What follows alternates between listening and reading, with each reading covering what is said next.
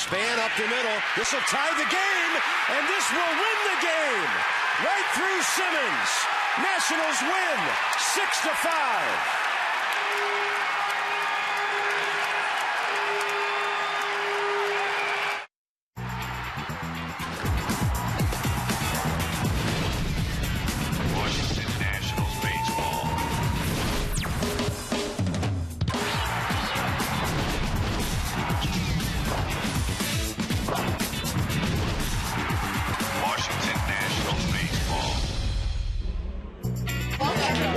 Nationals picked a great time to win their third game of the year when trailing after 8 innings.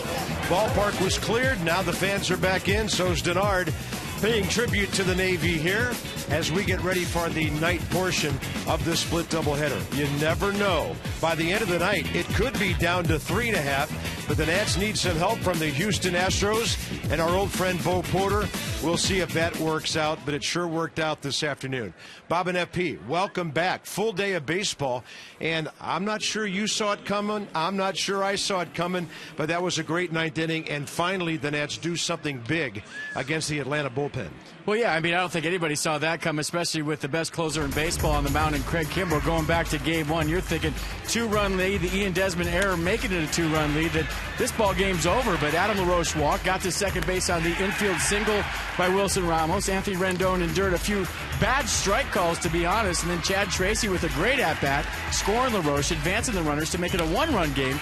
And then Denard Span doing what he does, hit it up the middle, right through the wickets of Andrelton Simmons. Winning run scores, and Anthony Rendon, and everybody giving high fives. Kimbrell had allowed 7 runs in 60 2/3 innings. At that point this year, he allowed 3 runs in game 1 in a third of an inning. And get this, that's the first time in his career he's allowed 3 runs in a baseball game. Nats get out hit 9-4 and win the game 6-5. Tanner Roark, is he a starter? Is he a reliever? Whatever he seems to do, he seems to get the job done for the Nats as Roark takes the mound again against the Braves. Made his major league debut in relief against them, and here he is as a starter. The Nats looking for the doubleheader sweep.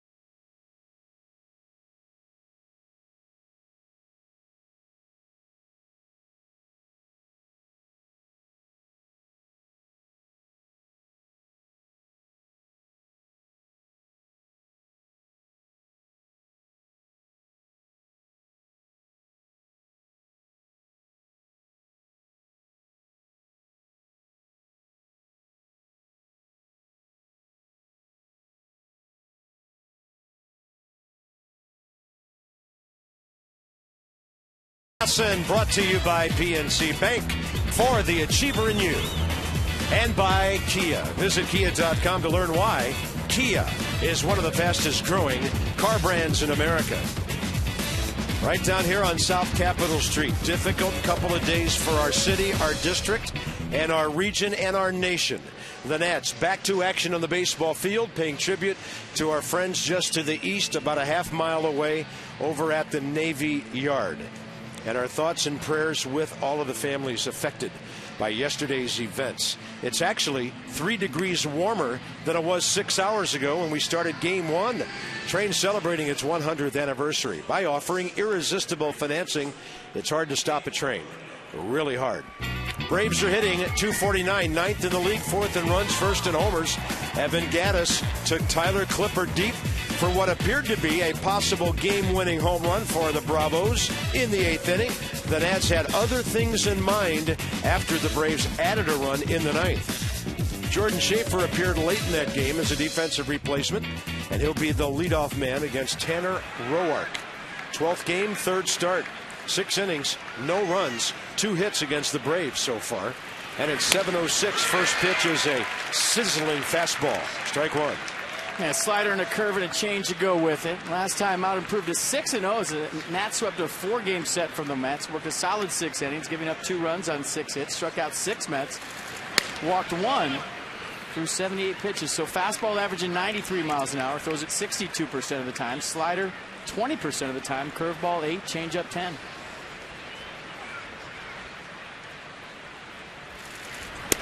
Good run on that pitch, 93. Jordan Baker, junior member of the umpiring crew, has the plate. C.B. Buckner, Dale Scott, crew chief, Dana Demuth on the bases.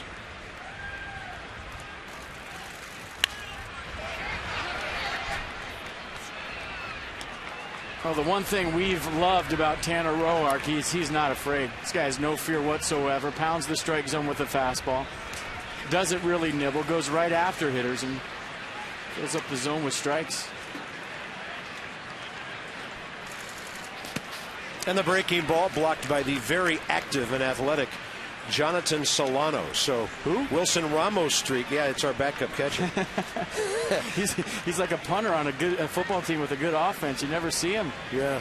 So 24 in a row for Wilson. He gets a breather tonight after contributing to that game-winning rally in the bottom of the 9th. Roark gets a ground ball over to cover. Well handled on a little tricky hop for Adam LaRoche. Not too many guys can take an in-between hop like that and have soft enough hands to give with it while they're moving toward the baseball. Watch this. LaRoche going to the ball, has to give right here. Not a problem. Fields it behind him. Slick play right to Roark for the first out of game 2. Nicely done. That'll bring in Justin Upton. Some gold over there, folks. Nobody in the Atlanta lineup has faced Tanner more than twice. One of them is Justin Upton, 0 for 2 against the Nats right-hander.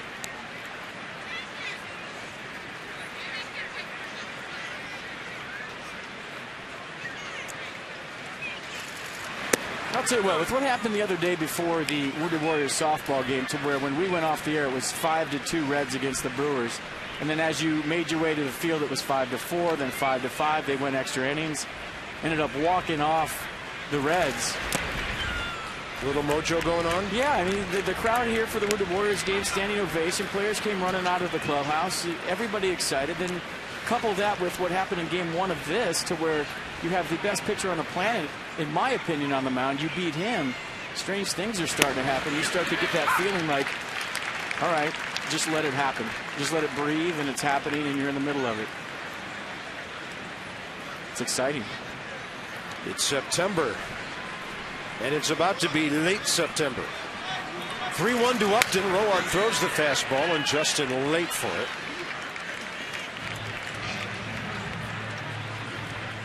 Number 3 hitter, Freddie Freeman, who for the first time in his career made it to 100 RBIs today.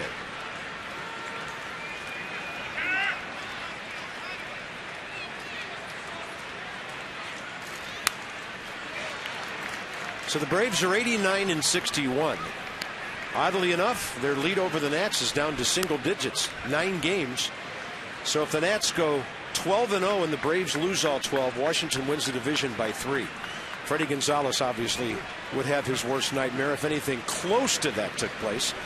But the Nats can do one thing, and there's a swing and a miss, strike 3-2 outs. If the Nats win tonight, it guarantees the Braves do not pop champagne in D.C. Well, that would be a good thing. Obviously, you have to win your own game, take care of your own business. As you look at strike 3 on the outer half right here to Justin Upton. And just by reading some early swings right now on the row arc fastball, even though 93-94, Braves hitters look like it's got a little more hop on it. Like that. Freddie Freeman unable to get to that. He's 0 for 1 against Tanner. Freeman checks in at 313. Walk, sack, fly. Actually, 2 walks and a sack fly this afternoon. Oh, look at the run back on that 94 front hip right there to Freddie Freeman. Started off the plate right at Freeman. Watch this run back for a strike. Good late movement. That'll stand him up. You love to see a 0-2 pitch that has some purpose to it. I'm telling you, man, he's fearless. Doesn't care. Here it is, hit it. Has Freeman reaching right up the middle. Desmond from behind the bag. And there's nothing wrong with a starter taking a little momentum from the 9th inning a couple of hours ago and getting it going early tonight.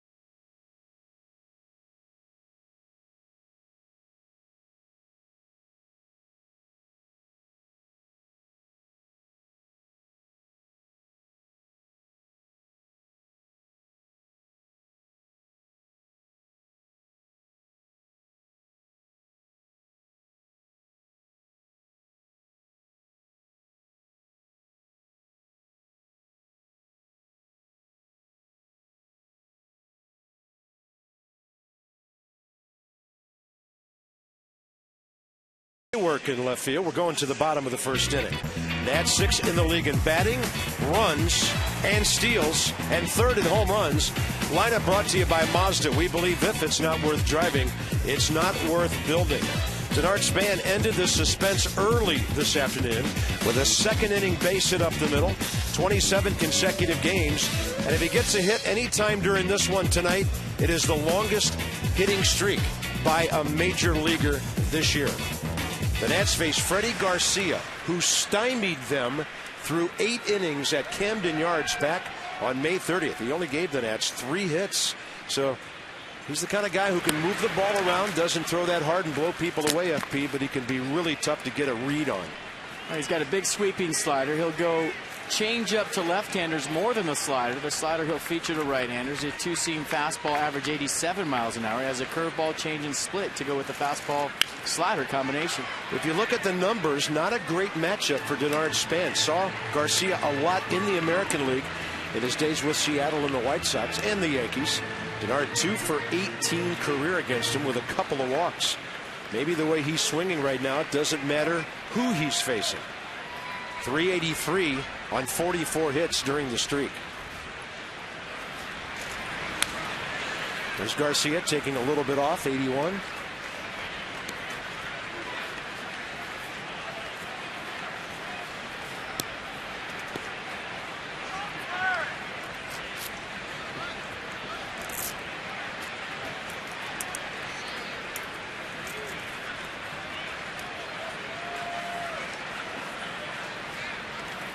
Span taking his time getting back in against the 156 game winner Garcia. And a slow roller right side. Denard hustling. Ugla up with it. First out of the game for Freddie Garcia. Ryan Zimmerman presented before the ball game with the Nationals nomination for the Roberto Clemente Award. MLB's Roberto Clemente Award recognizes a player on every team who demonstrates on-field success as well as a commitment to service in the community, and of course honors the great Clemente. And Ryan, of course, president of his ZIMS Foundation, MS, the last two letters of that, to fight multiple sclerosis. It is a disease close to Ryan's heart. Chronic and unpredictable is that disease, and his mom Cheryl has had it since Ryan was 10 years of age. Congrats again to Ryan Zimmerman, second year in a row nominated for that great award. Tim Hudson, by the way, was the Braves nominee. Class guys from teams all over baseball mentioned with the great Clemente.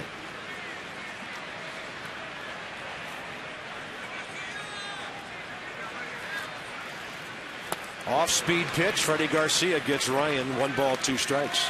Well, that's a curveball. Average 72 miles an hour. That one's 73. Just a straight 12-6 downer, and coming off an 88-mile-an-hour fastball. Look how far out in front Zimmerman is. Ball's not really even in the pitcher, so more about the change of speeds on that curve than the break itself, although it did have some good late break.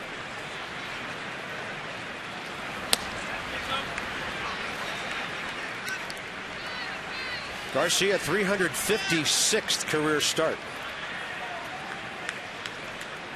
Jason Worth has seen him 4 times.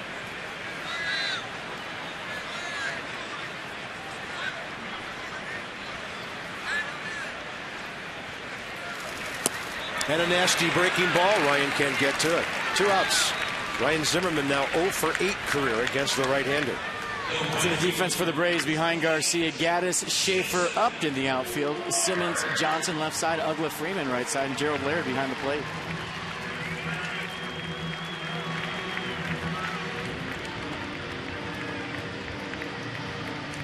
Well, if you're wondering what the game plan is off a guy like Freddie Garcia, obviously number one is make the ball be up. You got to elevate him. Not going to overpower you with an 88-mile-an-hour fastball. He does have a little deception in his delivery to where he's herky-jerky right over the top. But you're looking for something up in the zone. First of all,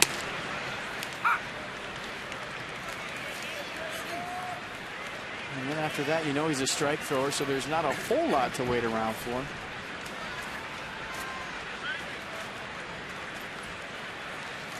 But I think if you let the ball get deep, thinking about going up the middle the other way, the rest will kind of take care of itself. Meaning if you jump out there and you try to be too aggressive, you might get yourself in trouble. 1-1 pitch. But some of the numbers the Nats are putting up, not only the offensive numbers, but now the team records. They're now 11 over 500 at home, 8 over against the East, and a season high 10 games over at 80 and 70. Win out, they win 92 games. What in the world is going on? There would be some heartbreak in the Midwest if that happens. 1-2 pitch, and that's outside to Worth.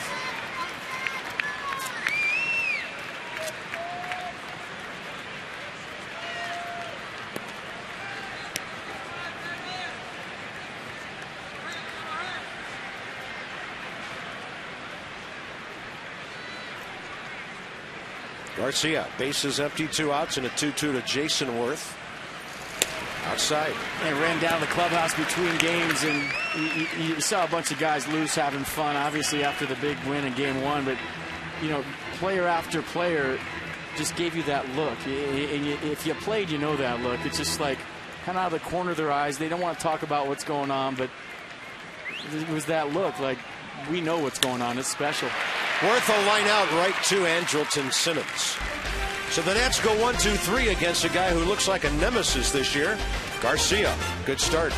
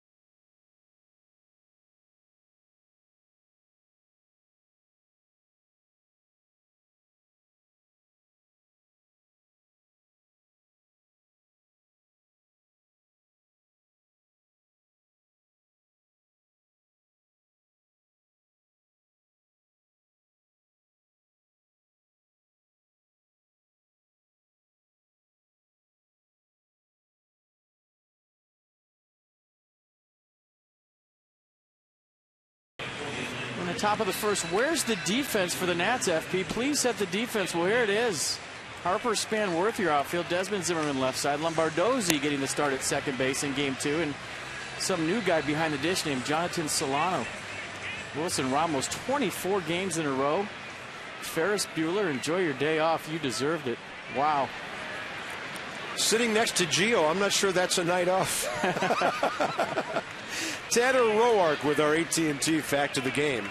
Third best by a rookie. Kirk Reeder, the crafty lefty. Tim Burke, the right-hander. That's funny. If you remember a couple of starts ago, I compared Tanner Roark to Kurt Reeder. Yeah. I said they're very similar in the sense that they get the ball and throw it. They work fast. They compete, and they have that whole horseshoe thing in their back pocket going on to where it seems like, they get all the breaks, but most of the time they create those breaks for themselves. Running fastball right back in there to Evan Gattis, who faces Roark for the first time. Well, one of the great feel-good stories of the year in baseball, Evan Gattis. Hasn't made the Nats feel very good, but he made it to 20 home runs today. Now the Nats will try to send him out of town without any more RBIs. Pretty good breaking ball there. Pretty good curveball from Roark, straight down hard. And the one thing we've learned about Evan Gattis throughout the course of this season, he can hit a high fastball. That curveball right there, I mean, that's just off the table. 12-6 bender, a beauty. There's a high fastball, but maybe because of the off-speed, he was a little late. They've all been late on the Roark fastball so far. A lot of late life, late movement. Got to really think twice about doubling up on heaters to this guy, though. Luxury of a 1-2 count.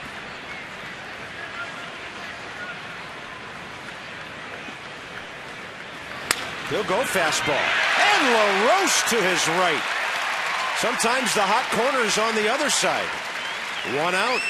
Oh, a couple of nifty plays already in this game for Adam LaRoche. The in-between hop just started up off the bat of Jordan Schaefer. And then ready for the baseball right here. Line drive, first up quickness. Not a problem. Flashing the gold leather down there early.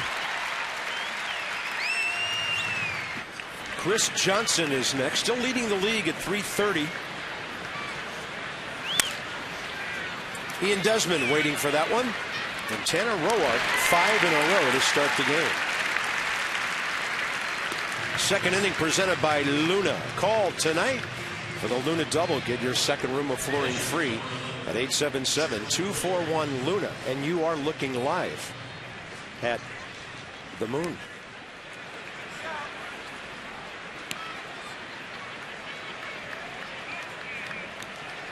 Gerald Laird, veteran catcher. Backs up McCann when Gattis is in the field. And Gerald Laird, 33 years of age, .244 career hitter. 9 years in the big leagues. Texas Tigers, Cardinals Tigers, and now the Braves.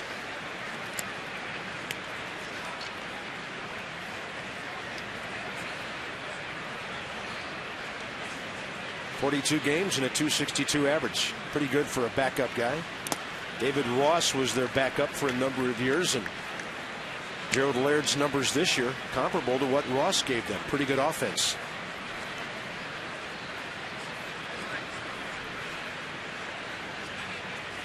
From Westminster, California, LA area.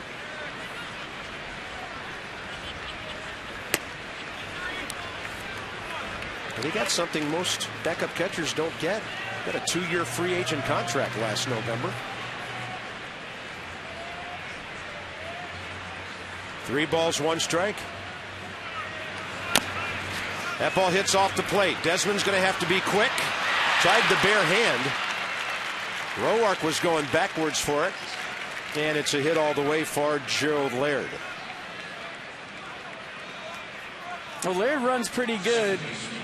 For a catcher, I hate people that say that, but he does. I mean, he gets out of the box well. He's spelling a hit right here all the way, getting down the line. I think if Ian Desmond barehands this, he still doesn't have a shot. Laird was about 3 steps from the bag when Desmond tried to palm this ball, and it's a single all the way. First hit of the game. Dan Uggla next. If you weren't with us this afternoon, FP chronicled how the Braves have been sitting him down some. in favor of Elliott Johnson, the former Ray and Royal, who they picked up as a waiver claim. Douglas hitting a .182. And of course striking out a lot, 158 times. He had a big pinch hit for them though in game one. A 7th inning double that made a 3-1 game a little closer.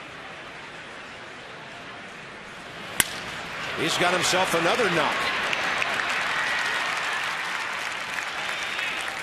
2 on, 2 out for the Braves with Simmons coming up. No, bat died a hero. Got a pitch up right there. Rode it into left field. Dan Uggla 2 for 2 so far in the doubleheader. Like you said, the pinch hit knock, and leads this one off for himself with a single. Roark faces Simmons now. Andrelton is 0 for 2 against Tanner.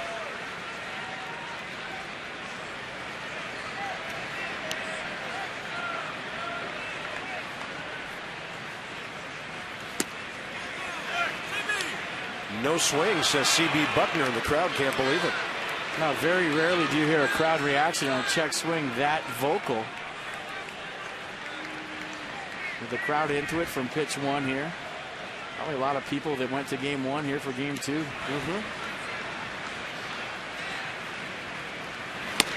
Fastball sizzles to the inside edge. Kinetic North America will track it. Watch Simmons right here. He's diving out there for something outside. You see him leaning out over the plate, and Roark goes back on the inner half, and he can't get off a swing. That's a guy that was looking for that same slider he got first pitch. Just tell by the lean right there, and couldn't get to the inside fastball. Framed by Solano, but ball 2 as Roark tried to run it back to the outside corner. And no real rush here if you're Tanner Roark to get Simmons. You have Freddie Garcia on deck, who's hitting 0-0-0. You're a strike thrower. You're not going to panic with the bases loaded if you don't get Simmons. And there's a breaking ball that Desmond will shovel over to Lombardozzi. Tanner Roark gives up a couple of hits. 4-5-6 ahead for the Nats. Harper, Desmond, LaRoche.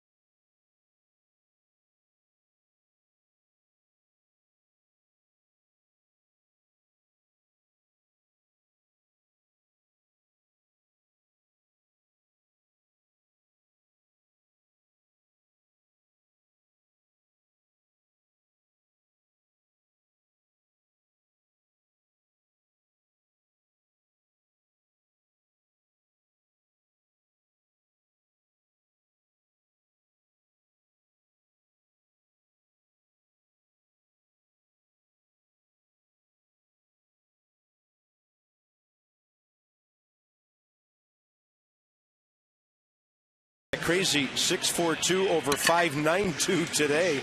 Nats were out hit. Both teams made a couple of errors. Washington walked off. Visit Kia.com and learn why Kia is one of the fastest growing car brands in America. Try to remember the kind of September Harper, Desmond, and LaRoche are having. All pretty good. Bryce will check in overall at just under 280 with an on-base percentage of 380. Desmond overall 283, and Adam LaRoche on base 12 of his last 13 games, including twice today.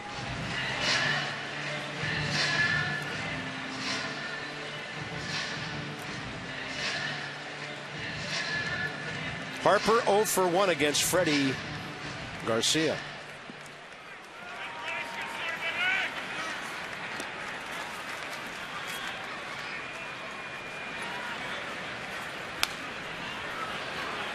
I'm looking at home plate umpire Jordan Baker, and I'm trying to decide whether he's 7 feet tall or 7'4". Big man. Large human. Just watch him in relationship to Bryce. And Bryce is what, 6'4"? Look at that. Bryce is a big boy himself. He's making Bryce look like a scrappy leadoff hitter. Good run on that Freddie Garcia 88. Yeah, he's not. His vitals are not in the umpire's media guide. Yes, fans, there is such a thing. I have him because he's one of the minor league travel umpires who gets the major league call on occasion. I have him at 7'6", just a shade under. Likes the high strike. Harper, fair ball. Bryce will make the turn and stop as Evan Gaddis gets to it. And the Nats have a base runner leading off bottom 2. Well, there goes a no-hitter, game 2 style. And the old saying goes, hit it like he throws it. And it's a perfect at-bat for Bryce Harper. Kind of what you want to do against a guy like Freddie Garcia. Go the other way, not try to do too much. Just boop it in there and get yourself on base. First hit of the night for the Nats. Adam LaRoche, the man stepping in, Ian Desmond with a bunt. And Roger Bernardina had the hits against this pitcher in Baltimore. LaRoche led off the second with a bloop, kind of like Bryce just did. That's not a bloop. That's a shot to left, and Gaddis grabs it at the edge of the track. Ian Desmond lacking a little bit of elevation on that shot. Well, nice play by Evan Gaddis. The guy out in left field for his offense makes a nice running catch on the line drive off the bat of Desmond. Good route right here. Good first step quickness. And a lot of people thinking this ball's over Gaddis' head, and not so fast. Bullpen approves with a golf clap. A nice running catch by the Braves left fielder to Rob Desmond. There's Adam LaRoche, who had an RBI first inning single and a walk, scored one of those runs in the 9th inning today. Against this soft tossing pitcher, as opposed to Mike Minor, the lefty, earlier today, the Braves play more of a shift against LaRoche. And right up the middle is Simmons as they look for a ground ball. Adams been on base 12 of his last 13 games with 13 hits and 11 walks. And he's 10th in the league, having walked 65 times. Yeah, 4 good at-bats in game 1. Hit the ball hard 3 times. Walked his last time up. Key piece of that 9th inning rally against Craig Kimbrell. Led off that 9th frame with a walk.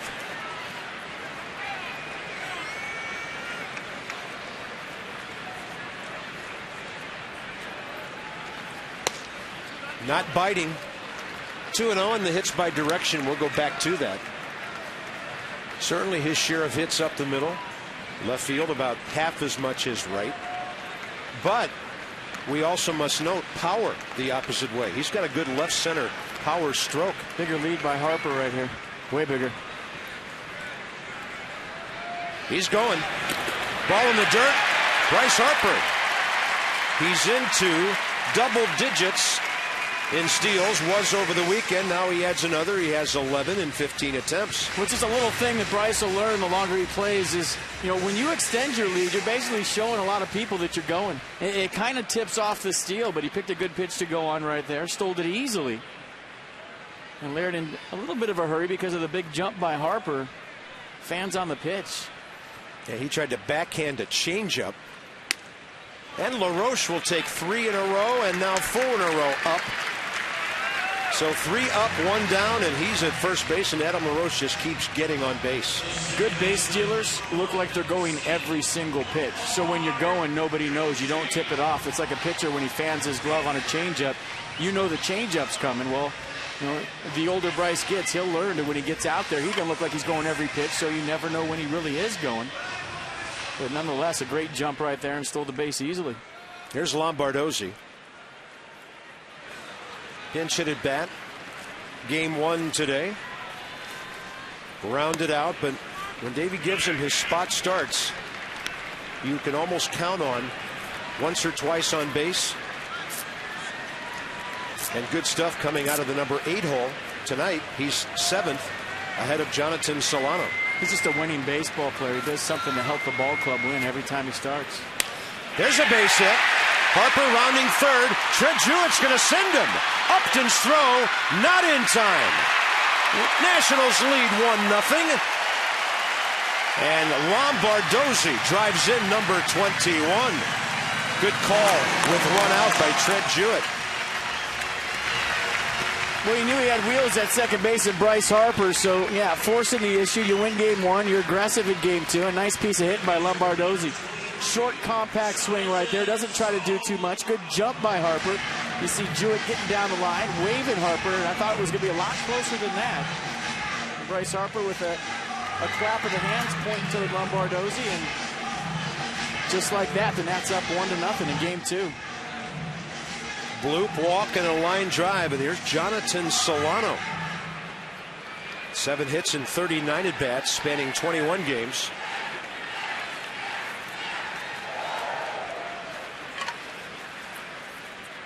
Now Lombardozzi running, and that is a 6-3 double play. Rolling the dice with 1 out, with the pitcher on deck. Maybe a worthy endeavor, but an unfortunate double play. Nats lead.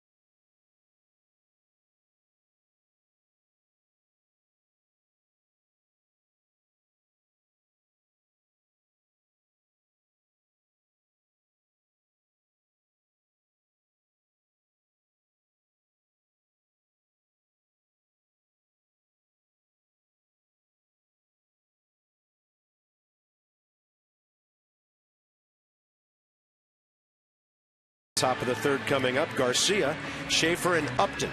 Become a season plan holder for next year. Receive bonus e-cash and multi-year price locks. These special offers expire in 13 days, September 30th. Visit nationals.com/2014. Some restrictions apply.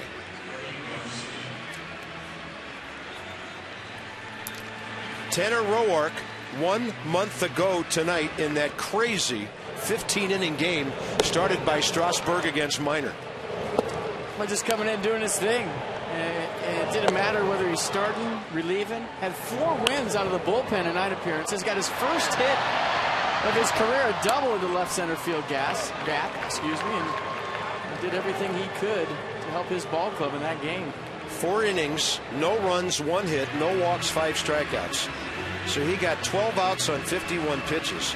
Little did he know, Abad, Storin, Clippard, Soriano, Kroll, Stammen, and Herron would pitch after him that night as the Nats won it in 5 hours and 29 minutes, 8-7. Just a few chunkers in that game. They're still adding up the total pitches between the two ball clubs. Freddie Garcia 0 for 4 this year, but a 164 career hitter. Most of his career in the American League. Burst on the scene in '99 when, as a rookie, he won 17 games for Seattle. He was with the M's until midway through the '04 season, went to the White Sox and won 14 and 17 there. After some injuries, 12 more there. 12 with the Yankees 2 years ago. And at the age of 36, a couple of ball clubs that are contending still wanted him. First Baltimore and now Atlanta. Yeah, he had to go to AAA Norfolk first for Baltimore and then Gwinnett for Atlanta. He went 8-4 in AAA this year with a 3.56 and 14 starts.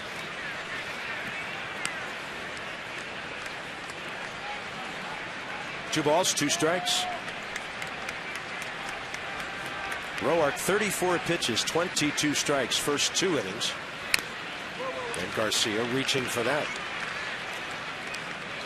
I think Garcia's heart was in that swing, but the rest of his body wasn't. Kind of going back toward the Braves dugout as he was swinging at the pitch away.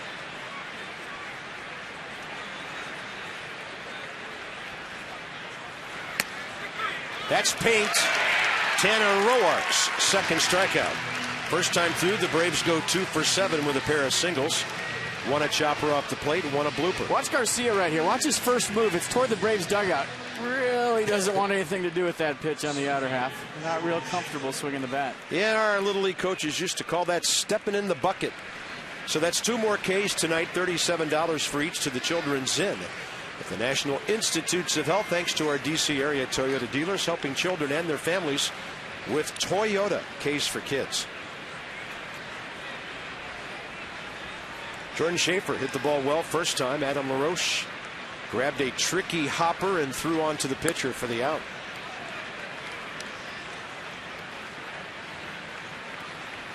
Schaefer, 28 years of age, speedy outfielder,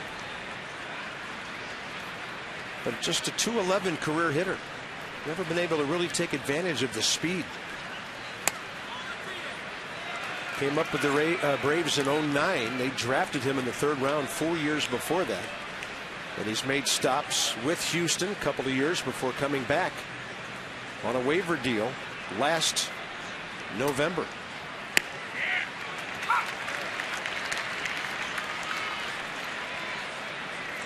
Tanner Roark continues to look like he's been in the big leagues for a couple of years. This man does not handle himself like a rookie.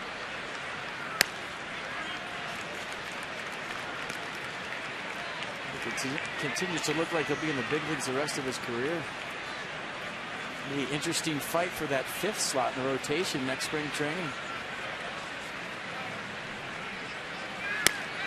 Fastball misses up high, and he will walk the speedy Jordan Schaefer, who has stolen 21 bases. When the Nats win, everybody does. All season long, when they win and score 7 or more, 50% off regular menu price online orders at papajohns.com with promo code NATS50. Valid at participating D.C., Maryland, and Northern Virginia locations. Better ingredients, better pizza. Papa John's official pizza of your Washington Nationals. Upton struck out first time. On the attack early this time.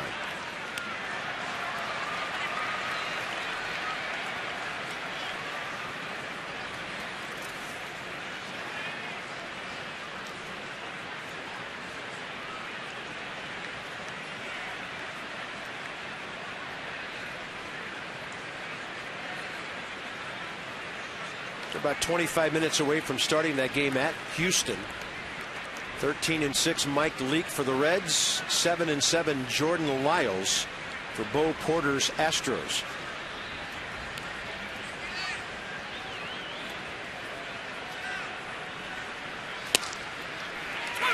Nice slider. 0-2.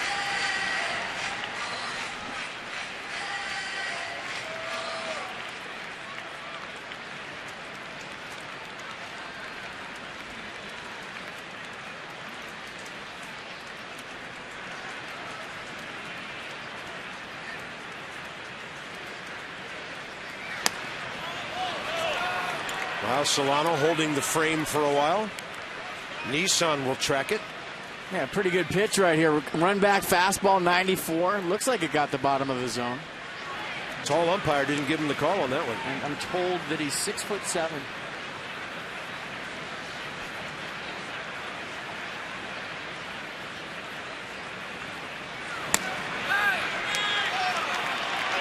Roark with a long look in right there. He wanted both of those calls. Didn't get them.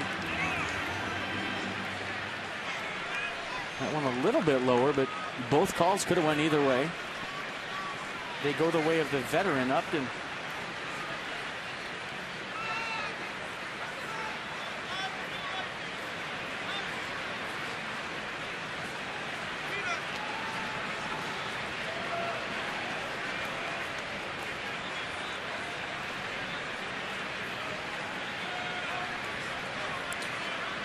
Very important batter with that big RBI guy on deck. Freddie Freeman, one of the best in the business with the runners in scoring position. 2-2 pitch, Schaefer holding. Ground ball. Desmond. Lombardozzi. Safe at first. Ball just not hit quickly enough. The Nats get the lead runner. 2 outs. Yeah, pretty good turn by Lombardozzi, and nice job by Adam LaRoche to try to sell the call. Watch LaRoche cheat off the bag early. He knows that Upton's going to be safe, so he's going to come off the bag just a click early. Watch this, to try to sell the call. It's a good job by a veteran first baseman trying to get out there, maybe even taking your foot off the bag a hair early, hoping you get the call, and the umpire hears that sound versus the sound of the cleat hitting the bag. Good call, he was clearly safe. So here's Freeman, breaking ball. Solano blocks it.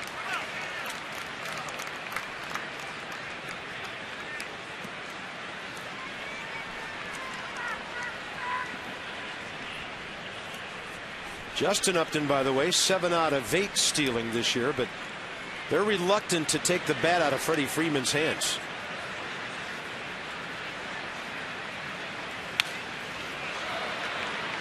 You see, that's another example, though, of a hitter, a really good hitter in a hitter's count, getting a fastball right down the middle, but being late on it.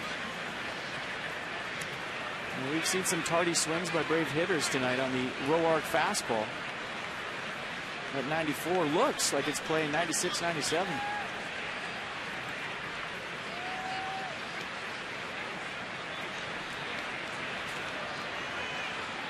And if you're wondering why, he's just finishing his delivery to where he's throwing through Jonathan Solano. Just really out in front. Getting on top of the ball to where it's that late life at the end. Strike call. Remember earlier today, Nats were busting Freeman in before going away. Yeah, 2-seam fastball, running it back for a strike.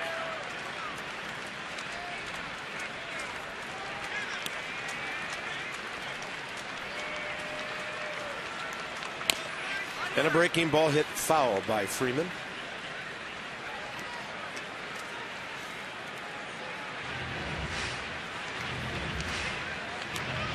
I honestly think watching Freddie play all season long, this is when he becomes the most dangerous in a 2-strike count, to where he takes a lot out of his swing, spreads out, and just tries to put the ball in play. And he's a guy that has enough strength with that approach to find a gap.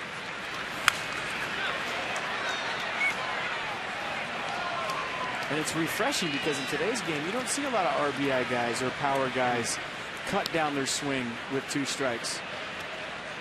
Guys aren't afraid to walk back to the dugout with a strikeout in today's game, and he's one guy that you see make the 2-strike adjustment. You see him right now, more spread out, choked up on the bat, trying to put the ball in play. 8th in batting average, 8th in on-base percentage, 8th in total hits.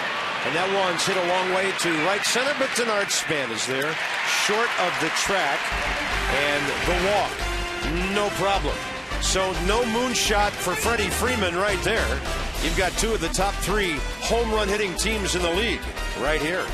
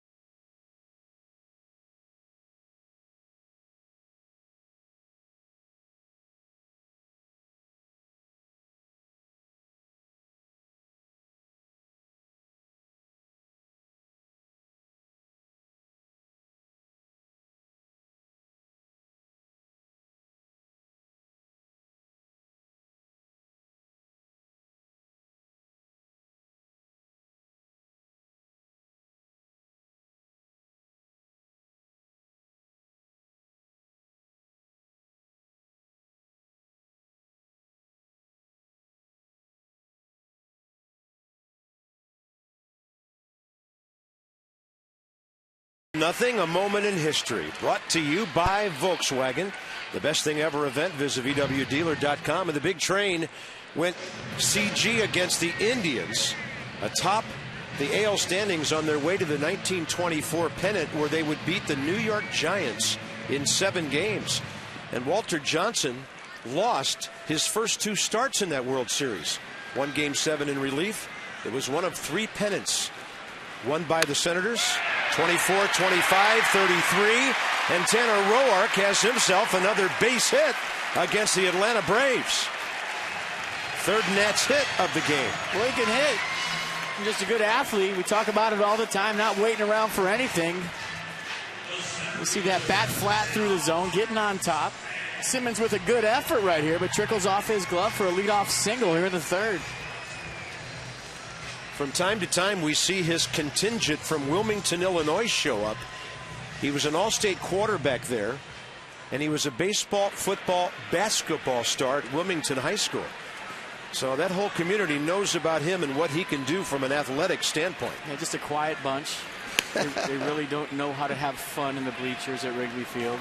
I can imagine them on a Friday night in a high school football game having a blast. That was great. So here's Denard. Stanza number 2 in his hitting streak story for Game 2 tonight. 27 games in a row, bounced out to second base. First time up. Garcia off the stretch.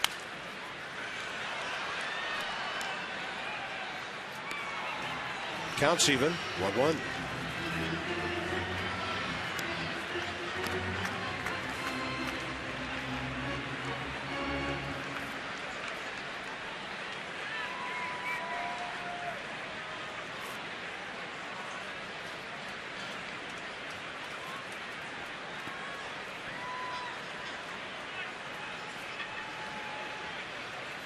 Target in.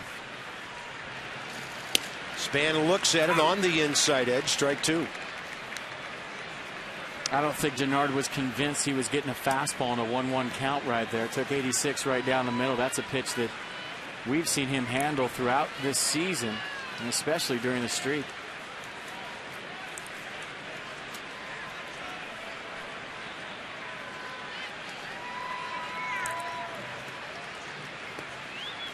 Chris Johnson near the line at 3rd. Big hole between short and 3rd. And Span will pull it, and Tony Tarasco gets out of the way. Still moved down there. Still in Tanner Roark. You can't get me. I'll still quick.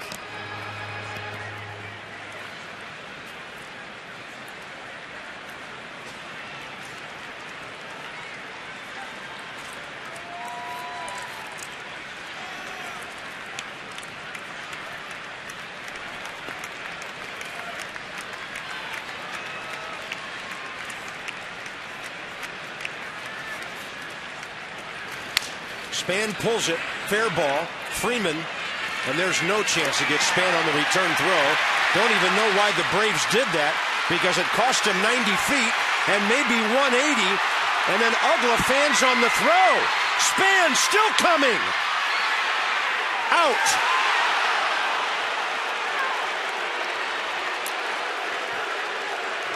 That is one of the strangest plays you'll ever see. I mean, initially, you're just thinking if you're in the first base dugout, great, you're getting to second base. Span thinking more because Dan Ugla going away from the play gets all the way to 3rd. And then this is where it gets weird. Dan Ugla fans on the throw. He goes to throw the baseball. Watch this. Oops. And then recovers just in time to make a throw to Freeman, who relays it to the plate. And I don't know if they got him. Watch Denard Span getting it. He runs out of gas right around 3rd base. Right about here, he slows down. Jewett waving him, and he had to turn it on again, and that might have been the difference. Pretty good tag by Laird if he did get him. Let's see it right here. Did he get him? Yeah, he did. Got him. Good call by Jordan Baker right on top of it. Error on Simmons on the first throw. Well, now they've taken the error off the board. They had an error up there on the out. It's 4-3-2. And that's a guy trying to get 4 bags on a fielder's choice. Yeah, they do give an error for Span to go to second and third. Zimmerman up the middle, base hit. Ryan with a top spinner. Well, just thinking about it on the fly, the guy that made that play is Freddie Freeman, because Ugla kind of Cadillac-ed after the ball. He flipped it to Freddie Freeman, and Freeman, the only guy, heads up to relay the ball to Gerald Laird. I mean, Ugla in less than a hurry once he fanned on the throw. Maybe he was embarrassed about the way the ball slipped out of his hands, but he just grabbed that lightly, threw it softly to Freeman, who had to put some giddy up on it. And the one thing we've learned about Freeman defensively, he has the best arm for a first baseman in the big league. He's got a cannon over there, and he used it. Yeah, Ryan probably just said, thanks, you cost me an RBI. Worth lined out to short. Nats are getting some pretty good swings on Freddie Garcia here. They already have more hits tonight than they did in 8 innings against him in a hitter's ballpark up in Baltimore.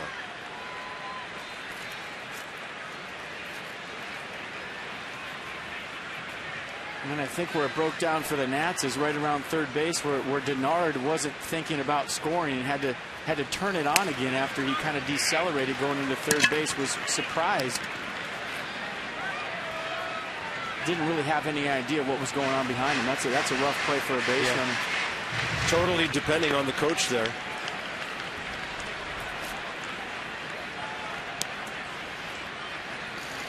And Worth will take one low. That's a good take. That's a pitch that Freddie Garcia wants you to swing at right there.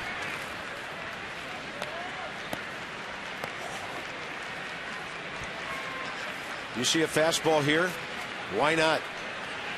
Harper on deck. Nats already have the lead. And Worth will take it. It might have been a little away for his 3-0 taste.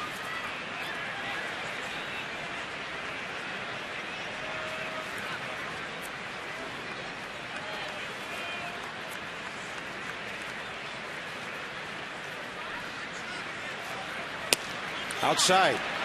Runner was going. Worth walks. And in this inning, Freddie Garcia's only retired 1 hitter out of the 4 he's faced. Big spot now for Bryce Harper.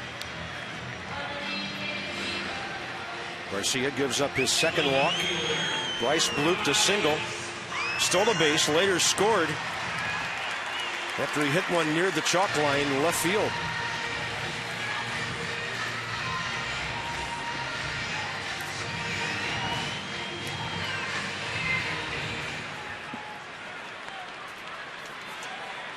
So Harper 1 for 2 career against Freddie Garcia. Got off speed on the diving curveball first time. It's so hard to tell what Garcia throws. His slider's 79, his split's in the 79-mile-an-hour range, his changeup's 80. So he has 3 pitches that are very similar in speed. And that might have been the split right there, straight down. Mercedes-Benz will try to track it. I see the release point if we can pick it up. Does he have his finger split? Yeah, that's a split figure right there to Bryce, 80 miles an hour, straight down. Tumbling in there hard. Goes into his glove with that grip and then changes. Or keeps it, depending on the pitch. A bouncer gets away. Zimmerman, he is in there. Great secondary lead. And I know you and I've talked about this over the last couple of years. Not a blazer, but that's one of the best base runners in the league. Well, you know why he did that? He figured he's going to go to the split again to Harper. He threw him 2, so why not 3? Zimmerman looking at it right in front of him. As soon as it hits the dirt, takes off. And with 2 outs, imperative, obviously, that you make it. You look at the big dive from Zimmerman right there, trying to get into third. And that might take away the split from Garcia. So you're saying, well, why did he advance to third with 2 outs? Well, now Garcia's got to think twice about bouncing that split to Harper that he's thrown him 3 times. Sometimes just getting to third with 2 outs will elevate the off speed from a pitcher. Boy, Ryan landed a long time before he slid into that bag. That was some great video with our Exmo. 1-2 to Harper. Driven in 51 runs this year. Nats lead by 1. There goes Worth. Harper strikes out. 79 upstairs. So in the inning, 2 hits, a walk, a wild pitch, but the Nats can't break through.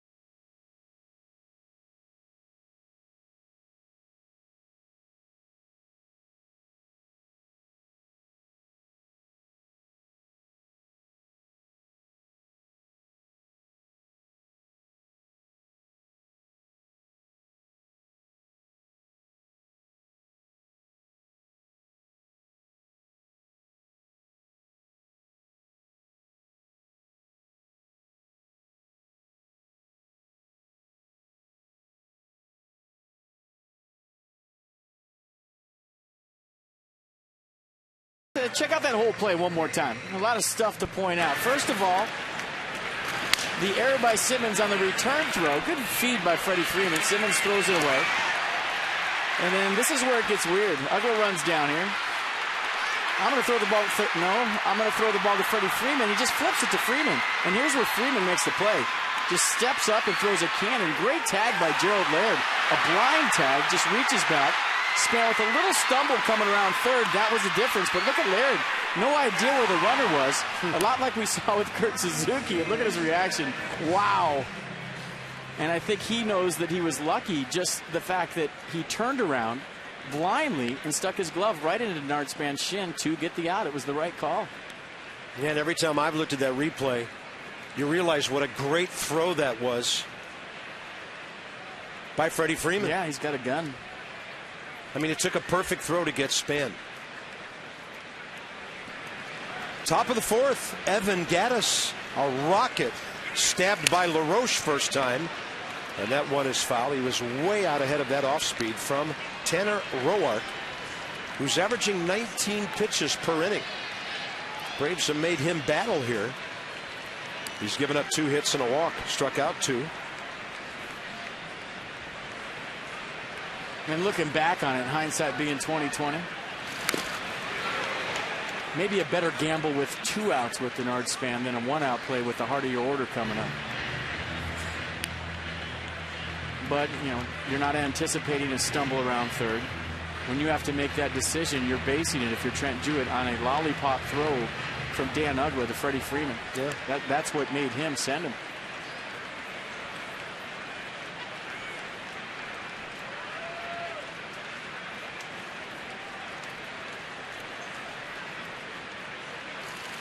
Roark with a nasty breaking ball.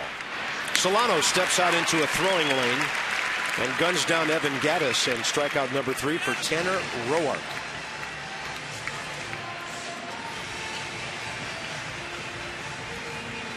A pretty good downer right here. Curveball. Gattis obviously went too far, but the off speed from Roark has been just as impressive as his fastball. That was interesting. Gattis dropped his bat right out in front of home plate, and Solano had to deal with it. Strike 1. Chris Johnson, league's leading hitter, bounced out to Desmond first time. Michael Kadire awaits as Colorado plays St. Louis in about a half hour. Denard Span just cruising right into that. 2 outs, bases empty. Bid now on game-worn jerseys, and a chance to be a part of it when the Nats give you jerseys off their backs after the game on Sunday. Harper, Jordan Zimmerman, Span, Lombardozzi, and Ramos available for auction at nationals.com/auction till 8 o'clock tomorrow night. Stop by the Dream Foundation kiosk out not too far from where Johnny and Ray are. You can pick up tickets, raffle tickets for your chance to win a player jersey. Gerald Laird infield hit off home plate, first time up.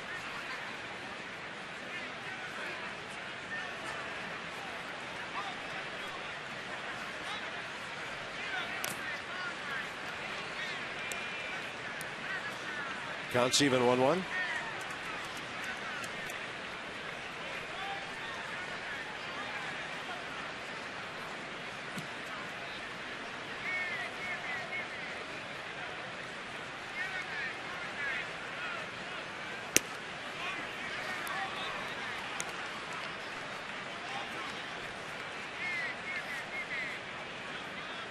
He could use a quick inning. And a breaking ball that Laird will reach for and foul off. 17 pitches first inning, then 17 again. And then 23 because of a walk in the third.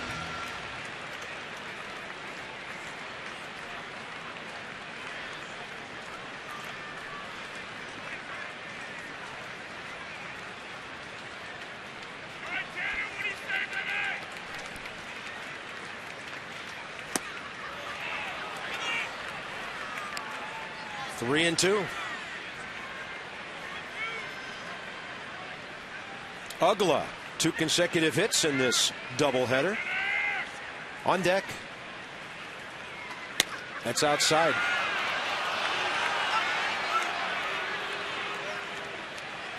Kinetic North America will check this. He tried to backdoor the two-seam fastball. Solano reaches out, tries to frame it as a strike, but it just misses away. Look at the misses, all close. Fastball up. 2 Ks in the inning, 4 in the game. And a fist pump from Tanner Roark. He's fired up, folks. Check this out. Gets the strike, little emotion. Everybody fired up in game 2.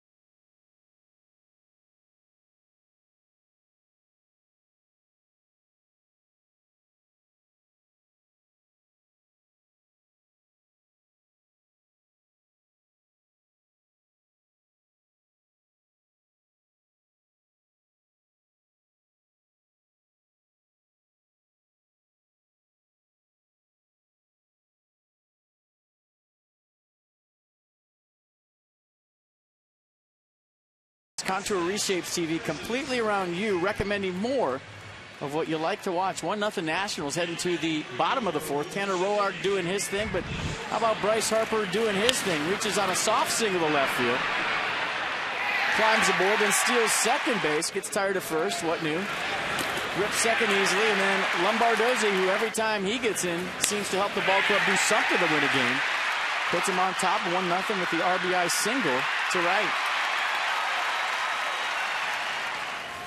Difference in the ball game. Desmond LaRoche, Lombardozzi, bottom of the 4th, and that is beyond the reach of Johnson. Looked like he got a piece of it. And Gaddis will pick it up, and Ian Desmond's hit the ball hard twice. He hit that laser beam of a shot to left caught by Gaddis first time. Well, if Johnson doesn't get a piece of this, it's down the corner. It's a leadoff double. So the fact that he did just get a glove on it slowed it down enough for Evan Gaddis to get over here. Down the left field line and hold Desmond to a single.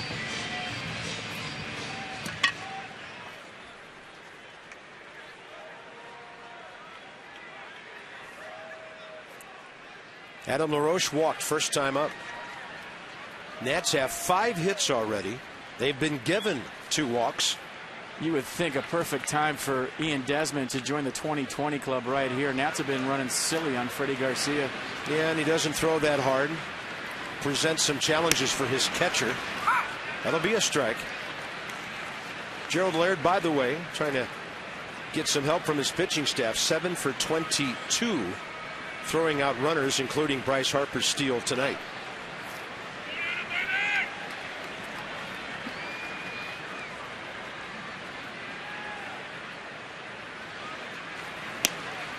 That's a fastball high in the zone, 0-2. Could this be a good time, despite being way behind in the count? Bound to be some kind of jump ball pitch to a left-hander. Well, Ian Desmond just talked to CB Buckner at first base, saying that, or maybe it was Tony Tarasco, but he's trying to get a read on Garcia, and I think he's talking about his front shoulder maybe moving before he starts to the plate. And he's looking at Buckner again, saying he thinks that's a balk.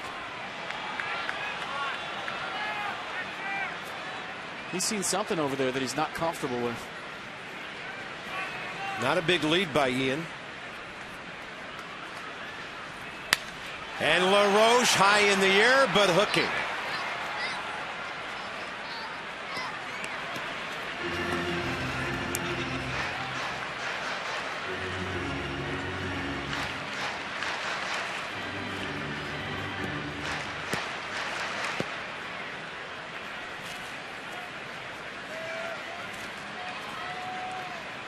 Kind of a good shot right here, what Ian Desmond's seeing in his lead. It's not Garcia's best move, just a token throw over.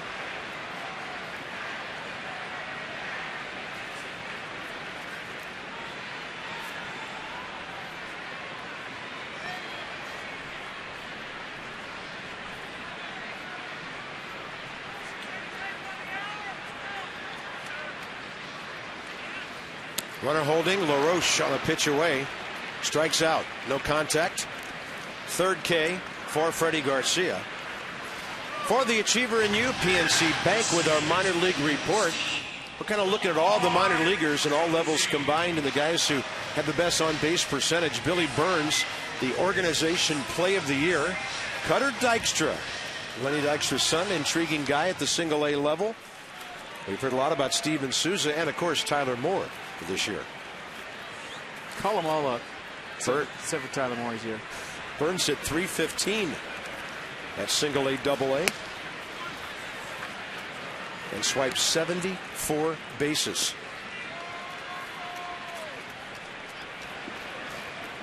Lombardozzi base hit, RBI first time.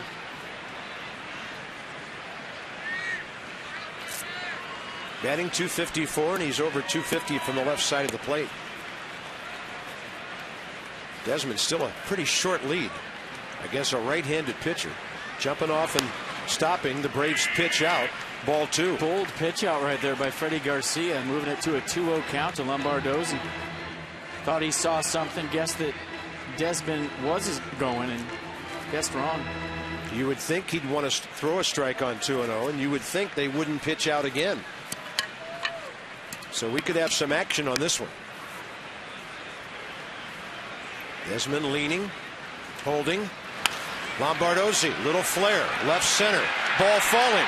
It's on the ground. Desmond stops at second. Steve Lombardozzi, 2 for 2.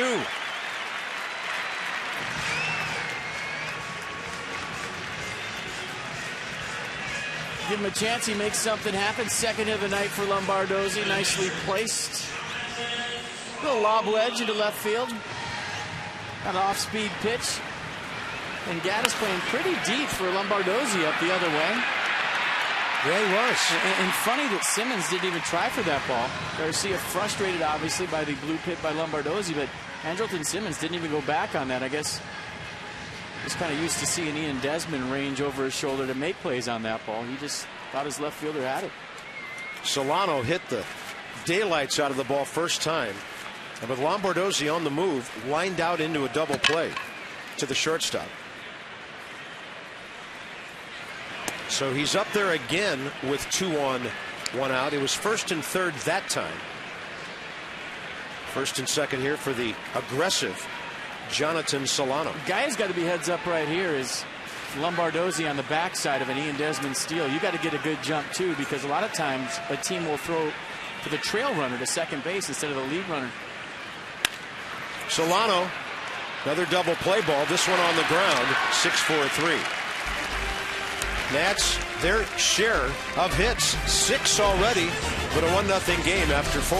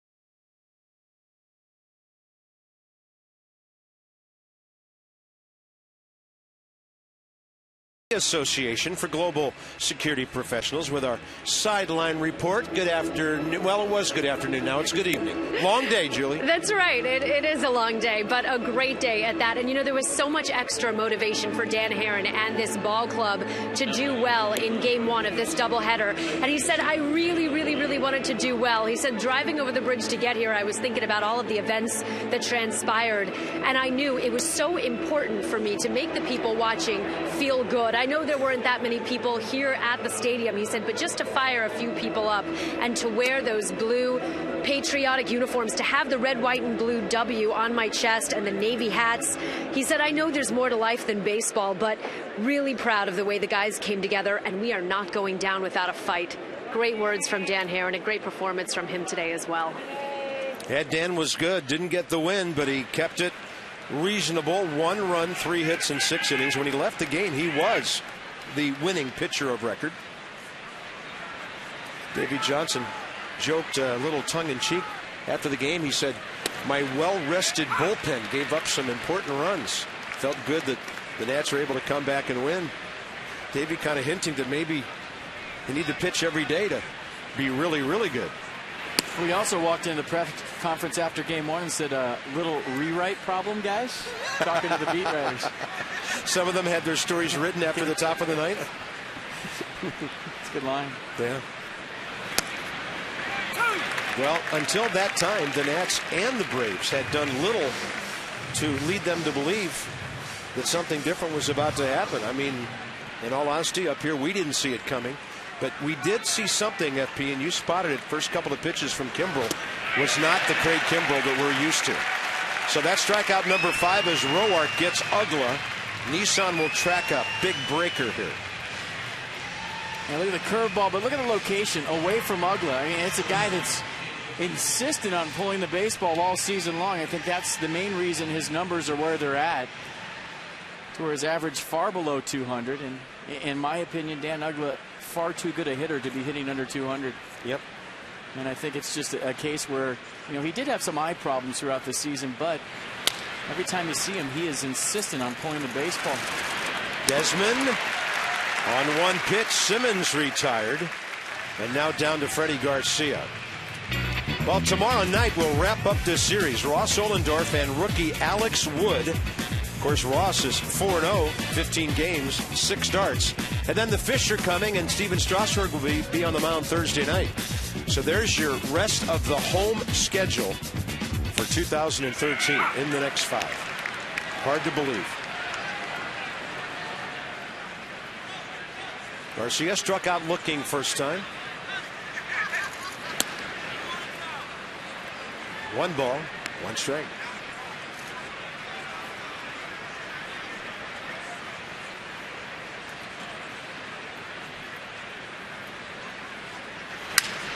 Garcia levels off and lines one to Lombardozzi. And for Tanner Roark, 8 hitters retired in a row. He will lead off. Look out for that.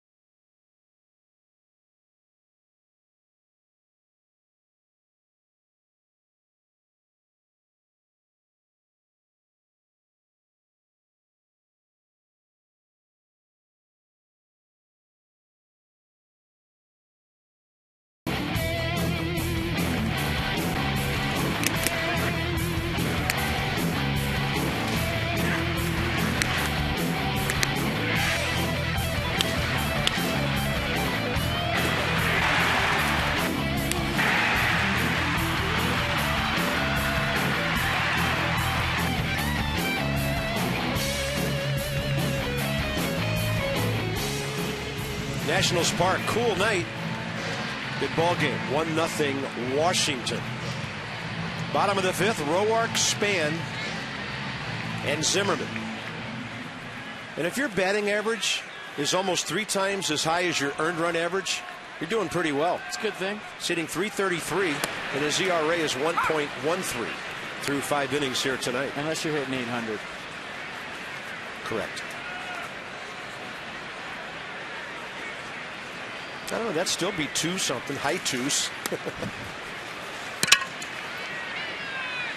Well, that was nasty. Freddie Garcia says, okay, buddy, you had a hit. I'm going to pitch you like a regulation hitter. Yeah. And Houston not trying. Cincinnati up 4-0 in the first. Yeah, they had the bases loaded, 1 out with 1 run in. Now they've added 3 more in a hurry.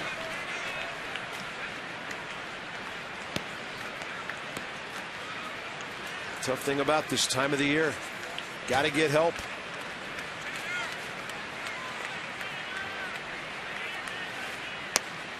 Pretty good take. It's a breaking ball that looked like a strike for a while. We've seen it big.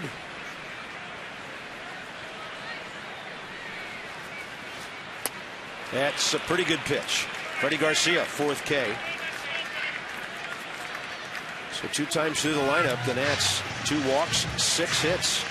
Your mission, our commitment. Visit agilitycorp.com. And the longest hitting streaks in franchise history. Denard's now within 3 games of Ryan Zimmerman's early in the 2009 season. And within 4 of Vladimir Guerrero, who, by the way, officially announced his retirement over the weekend, even though he hadn't been in the big leagues in 2 years.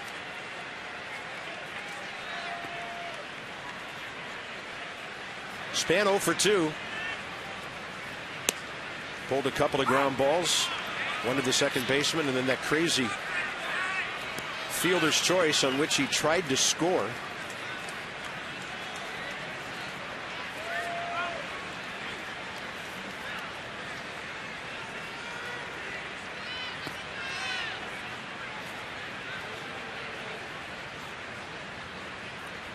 Span, there it is. 28 games in a row, the longest in baseball this year. And a great piece of contact the other way.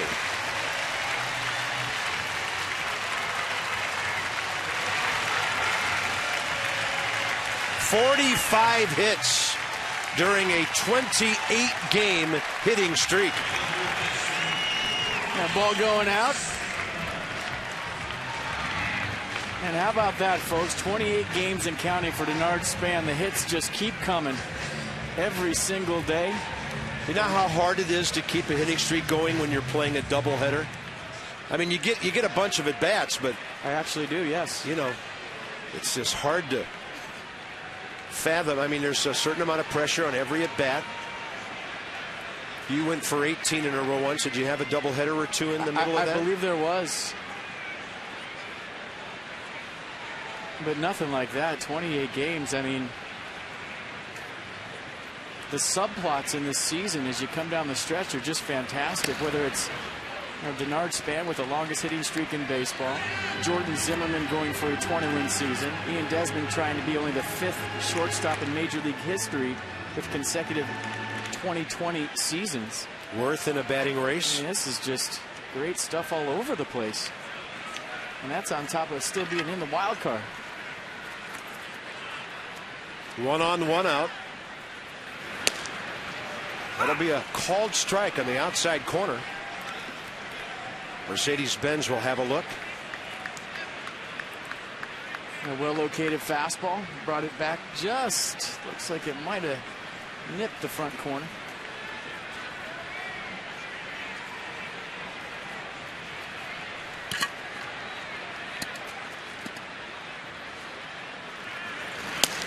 Same pitch.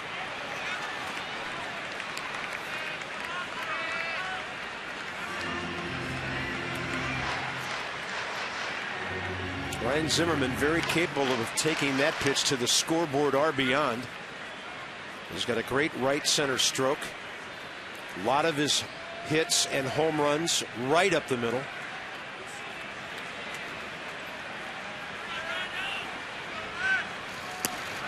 And that was split action on that. Strikeout number 5, 2 Ks in the inning. Worth coming in. And here at 8:30 at Nationals Park, another pivotal game for the Nationals, trying to keep the Braves from clinching in this series. A win tonight would prevent that. Bob F. P. and Julie right here on Masson 2 after we watched a scintillating 3 runs in the bottom of the 9th comeback today. Worth 0 for 1 with a walk. Span running, swing and a miss. Throw on target late. And Denard Span has number 18. A great throw by Gerald Laird right there. Garcia sped up his delivery. Braves did everything right. Except for Denard Span just got a great jump and just gets in there. Watch Garcia speeding up his delivery. Gives the ball to Laird in time to have a chance at Span. Ugla with a quick tag. And maybe the Nats caught a break.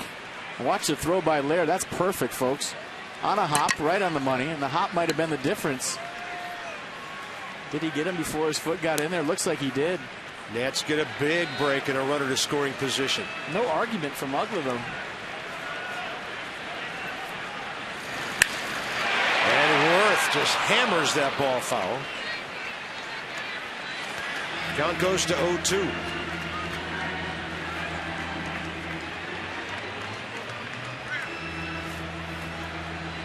Denard Span is just playing out of his mind. Whether it's defense, the hitting streak, the stolen bases.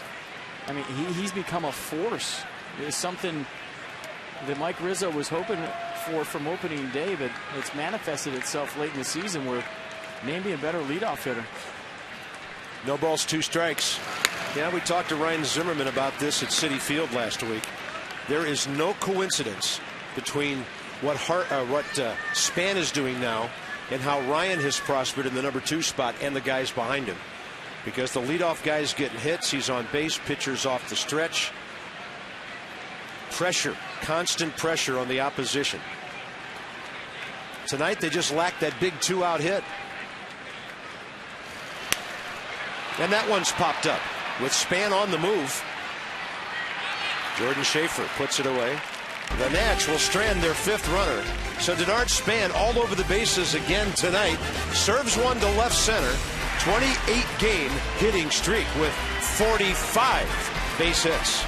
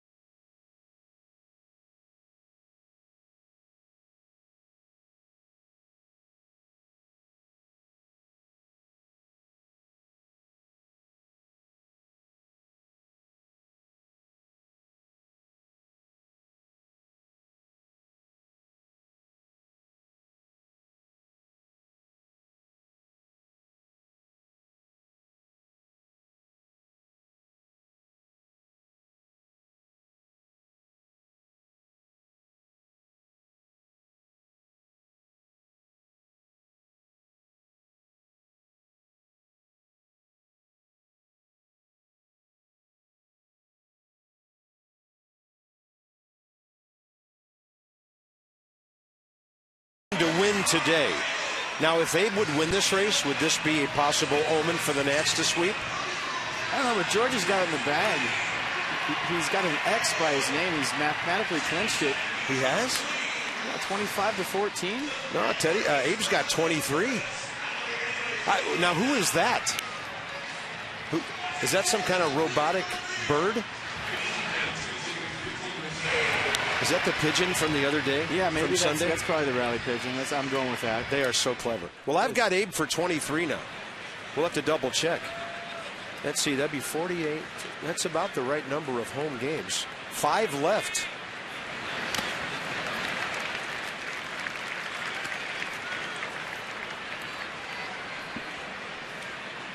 So Abe had 21 coming into today, and he's won both races. Oh, all right. And Teddy. Oh, boy. I hope that's the Atlanta show. Lombardozzi takes care of that one. So does Tanner Roark. And now he's retired 9 straight since the Schaefer walk back in the 3rd inning. So the Braves box score shows 2 hits. Back-to-back. A chopper off the plate by Laird, 2 outs 1st inning. And then the bloop by Ugla. And that is it.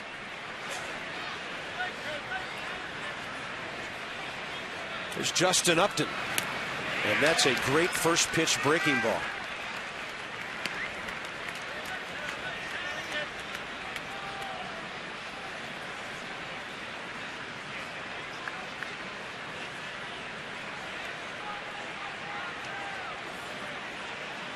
Did he break his bat, missing a pitch? So good that he did not like the bat and the way it acted. Okay. So maybe he went back for a longer one. He's putting that bad bat back and getting a good one. He put the bad bat back. Okay, got it. And I actually said it right, which after 5 hours on TV is a miracle.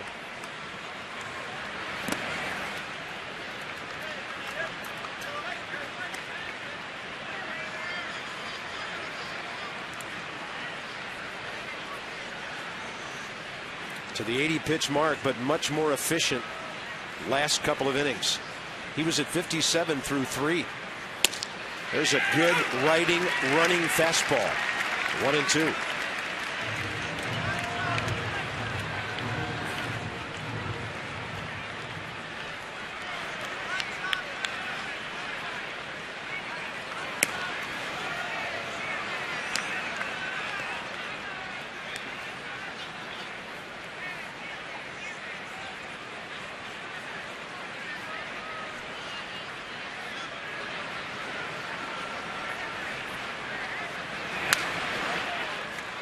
Ride that high heater again to the outside edge.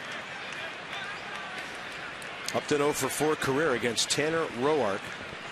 Might try to expand with that slider away and make it look like a fastball that he just threw and get a chase strike 3.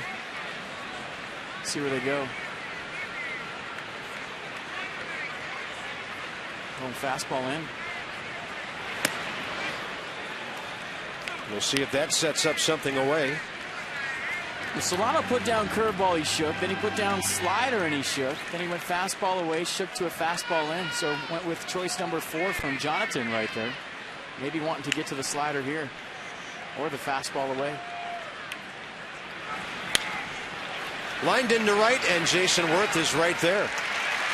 2 outs, and that's important to keep the bases clean with Freddie Freeman coming up. Tomorrow night, finale of this 3-game series, and we'll say bye to the Braves until maybe October, you never know. First 20,000 fans receive Nats headphones presented by T-Mobile. You must enter through the center field gate to receive it. And that's while supplies last. Some restrictions apply. Nationals.com/tickets.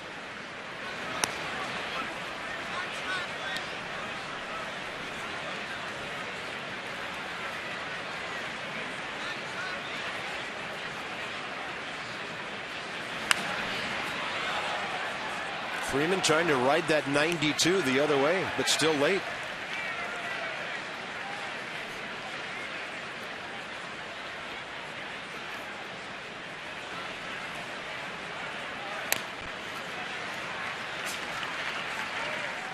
Just mixing it up nice. In, out with the fastball, throwing the curveball for a strike. Crowd's starting to get into it here, bouncing the curveball when he needs to.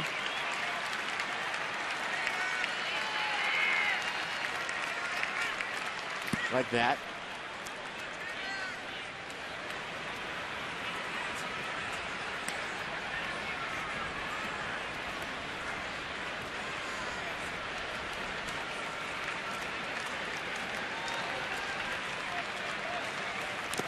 Got him. Off speed, down and away. How good has Tanner Roark been, folks? Are you kidding me? Unbelievable.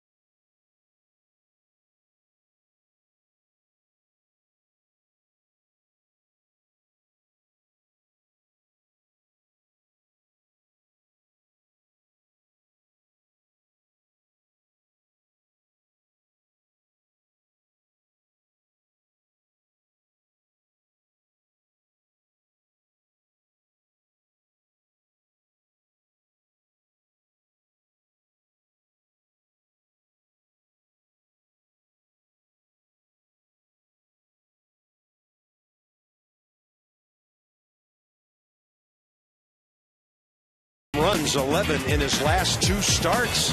He's the rookie left-hander going for the Braves tomorrow night. Ross Ohlendorf, kind of a storybook season of his own, just like Tanner Roark. He's 3-0 in 6 starts. He's 4-0 with a 3.15 ERA overall. 6:30 Nats Extra. Johnny and Ray here at the ballpark, and then what the Nats hope might be a chance to sweep. Long way to go in this one. Bottom of the 6th. Home team on top. Harper, Desmond, LaRoche. 69th pitch coming from Freddie Garcia.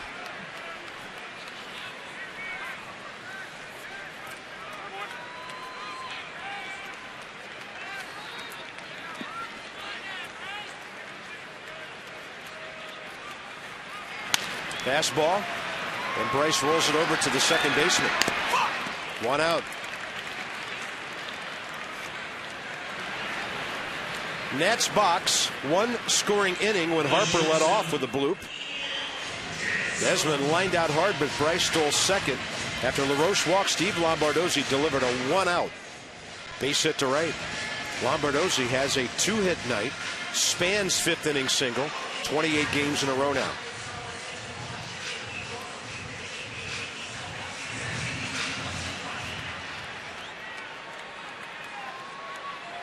Desmond has hit the ball hard twice. Chris Johnson probably not feeling too comfortable playing even with the bag at third. Yeah, I don't think Ian Desmond's bunting, and it's kind of a curious position for Johnson to play right now. Anytime Ian Desmond has bunted this year, you see him back up. Yeah, now after 1 pitch, he goes back about 6 steps, and another laser goes flying by. And anytime Desmond's bunted this year, it's been to first base. I don't recall him ever laying one down to third base, but now Johnson back in a more safe spot. He's got to play in the game. He'll come in, move back. That's what third basemen do against a guy they think's going to bunt. Give him different looks. Even though it was upstairs, the change of speed's effective for Garcia. Kinetic North America will track it. Wow, watch Ian Desmond let the throttle out on this one. Not where you want an off-speed pitch.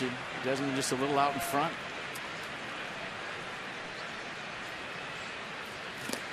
And he gets him in the dirt. Freddie Garcia, 6 strikeouts. And now this year in 14 innings nearly, the Nats have 1 run against him. Fly the friendly skies on Friday. Marlins are here. First 15,000 fans. Get a carry-on travel kit presented by United Airlines. Center field gates only to receive it.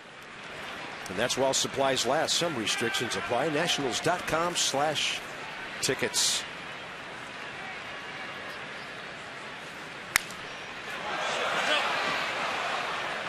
And Adam LaRoche, the bat heading right into the dugout.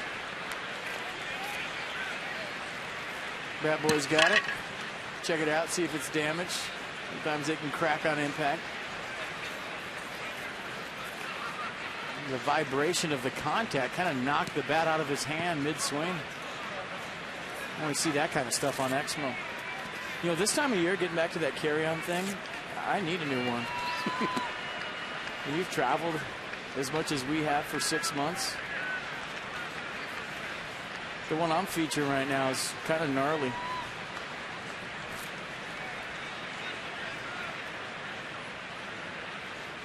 It's got all kinds of crusty toothpaste in there. And oh, good. What else? dried up deodorant. Just, you know, hey, late in the season, all those guys need new travel kits. Carry on stuff. Adam LaRoche to right. Ball carrying just short of the track. Things have cooled off in the district here, and you've got to hit one really well to get it out. 7th inning now in a 1-0 game.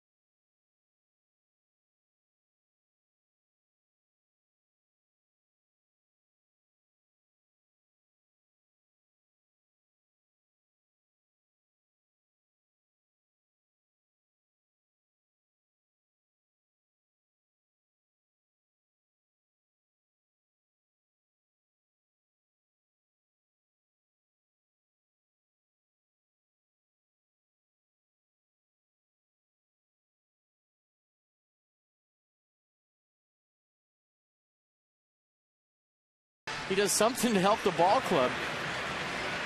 And in a big way tonight, I mean, right from the get-go, just pounding the strike zone with his fastball. Hitting his spots. He and Jonathan Solano working great together. Good tempo, good chemistry. He's digging the pitches that Solano's calling. He's executing the game plan perfectly. And pointing at his catcher, giving him a little bit of love. Here comes pitch number 91. And Evan Gattis gets one down low and rides it to left. But Bryce Harper is there. That ball had enough late dip on it that Gattis just couldn't get all of it. One pitch out. One out, top 7. Well, that fooled me. I thought he got him. I'm not going to lie.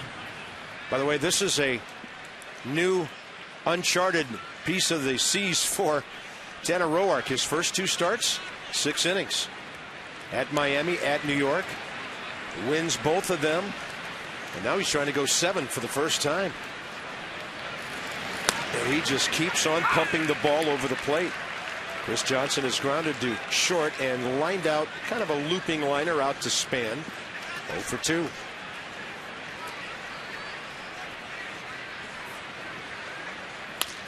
I mean, it's just the body language and the presence on the mound to where, I mean, the stuff has been great, obviously.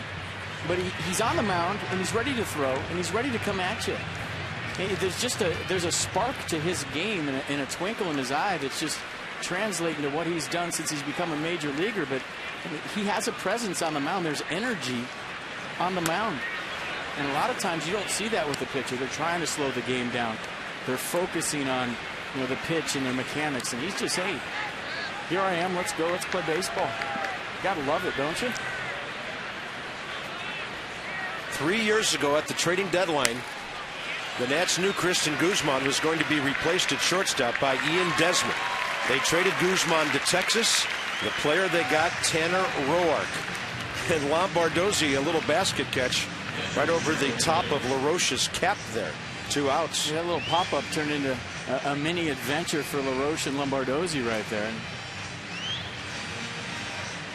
just another good pitch from Roark, getting in on Chris Johnson, a guy hitting .330. Gerald Laird. Roark's batting spot, by the way, coming up 3rd in the bottom of the 7th. And the bullpen has just sprung into action. Looks like Davey might be very happy to get 7 from him and take it from there. Should get a great ovation if he comes off and gets this out. Upstairs, 1-1. Craig Stammen up in a hurry. Storen pitched this afternoon. Clippard pitched this afternoon. Matthews and then Kroll and Ian able to get the win when the Nats rallied. Slider outside.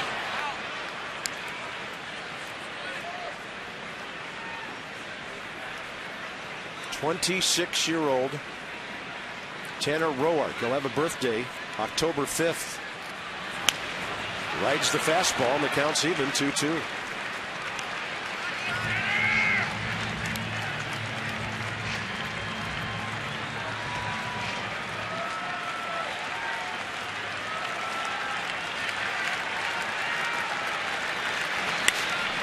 Taking that breaking ball and hooking it to left, and Bryce Harper right there. And this is going to be a great ovation for Tanner Roark. 7 shutout innings on 2 hits.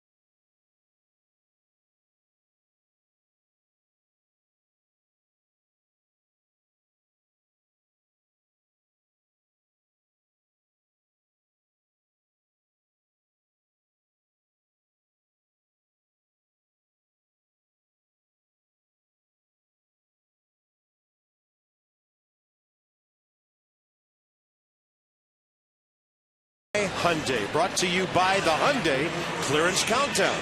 Visit your local Hyundai dealers this week. Cool night, jackets on, jeans on, game on for Tanner Roark, who just left to a great ovation, and he got quite a greeting in his own dugout. Well, check this out. When he shakes Davy Johnson's hand, he says, "You're done." He said, "I am? Watch.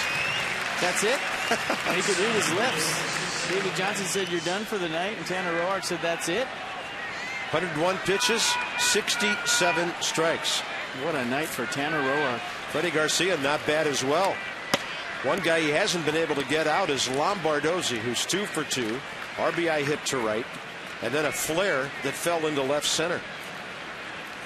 So with a pinch hitter coming up 2 spots from now, it would be huge to get somebody on base here.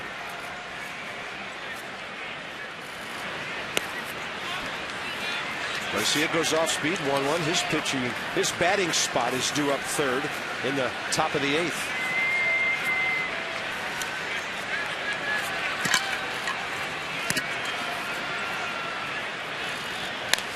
Lombardozzi right side. Freeman backhand. Garcia to the bag. 1 out. Don't forget about the scarf giveaway. Fantastic Fan Alley Sunday. First 25,000 fans receive a Nat scarf presented by Coca-Cola. You must enter through the center field gates to receive it. Some restrictions apply, and also random giveaways and prizes throughout the game. Celebrating with our great fans. Go to nationals.com/tickets. What you can't see in that promo is on the back of the scarf, it says Natitude. Huge. And its rival in the headphones is the best giveaway of the year. Scott Downs. Nats got up to about 2,463,000 or so. So sometime during this homestand, maybe Thursday. Well, maybe, yeah, Thursday might be the time. They're going to go over 2.5 million in attendance here.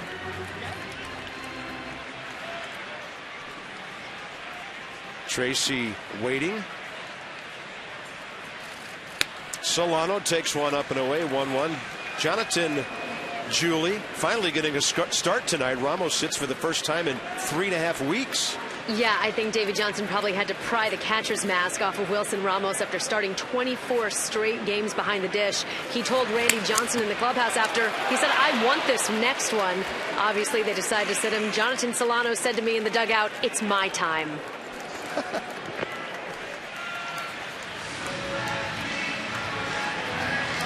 Chad Tracy now. Solano's had a couple of at-bats tonight where he's lined out hard. And here's Chad Tracy, pinch hitting in the 7th. He's 0 for 3 career against Freddie Garcia. Tracy and Hairston, as well as Tyler Moore, guys on the bench who have faced Garcia before. Jonathan's job is to keep putting down the right fingers back there tonight, because he's done a nice job at this point. Yep, any offense you get, a bonus. Tracy pinch hit in the 9th inning today and had a wonderful at bat with a ground ball to the right side that drove in a run, and then moved another run, the tire, over to third base, and then Span did his thing. Simmons the error, game over. Tracy on a hop. Dan Uggla stays with it, and the Nats go quickly in the bottom of the 7th. It's up to the bullpen now. Craig Stammen on the way.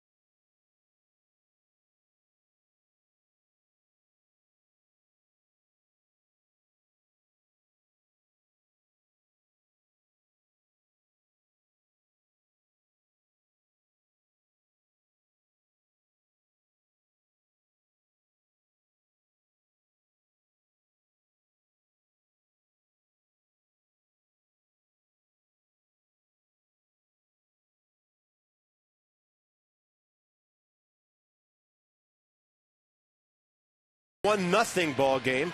The Nats bullpen 6 outs to get. Tyler Clippard gave up a home run today, so Craig Stammen gets to do something he doesn't often do, and that's pitch the 8th inning in a very close game. Well, I'll start with Dan Uggla, a guy that swung the bat decent. I think Tanner Roark did a nice job last time against Uggla with making him beat him away with the off speed. But how about Tanner Roark? I mean, how good was he tonight? Just pounding the strike zone, doing his thing.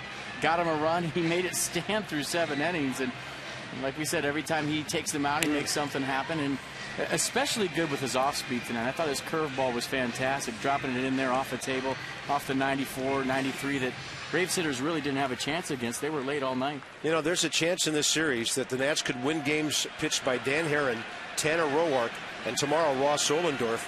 So if these guys can pull this off, then you got the big 3 going.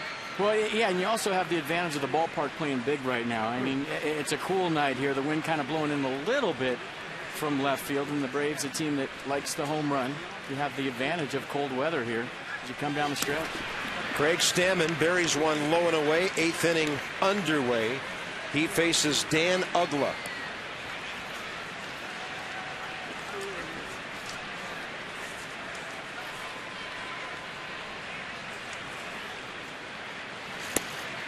That one, a good fastball to the inside corner. Uggla career against Stammen, 5 for 21 with a double, couple of walks.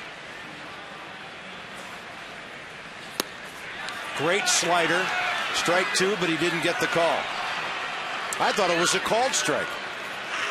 I thought it was a good pitch. Let's see it again. And slider down and away. Yeah, I have no idea where that missed. Wow. Nissan on the pitch track. Hard to believe they even thought about appealing a swing. And it's 2 balls, 2 strikes. Almost identical pitch right there. Same pitch, slider down away. This one maybe a little bit higher.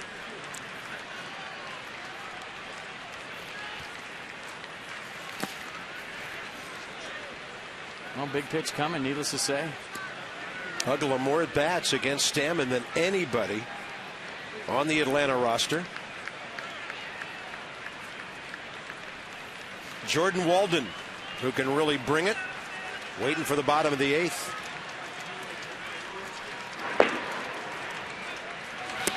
And Uggla went that time, tossed his bat, maybe tried to sell it, and it's Craig Stammen with the strikeout. Boy, nerves of steel right there for Stammen, going 3-2 slider down the way. Obviously the pitch to Uggla, but in a 3-2 count in a 1-run game, a pitch that wasn't a strike, and Uggla couldn't hold up. He was convinced he was getting a fastball. Stammen went with a 4th slider in that sequence to get Uggla, who went too far, to strike out. Here's Andrelton Simmons, who's 0 for 6 against Stammen. Great slider and a big swing by the 8-hole hitting shortstop. Well, that's what the Braves try to do. When they're behind, they'll try to jump you with the homer. Obviously, they've hit a ton this year, but they're not about get them on, get them over, get them in late in the game. They're thinking one thing.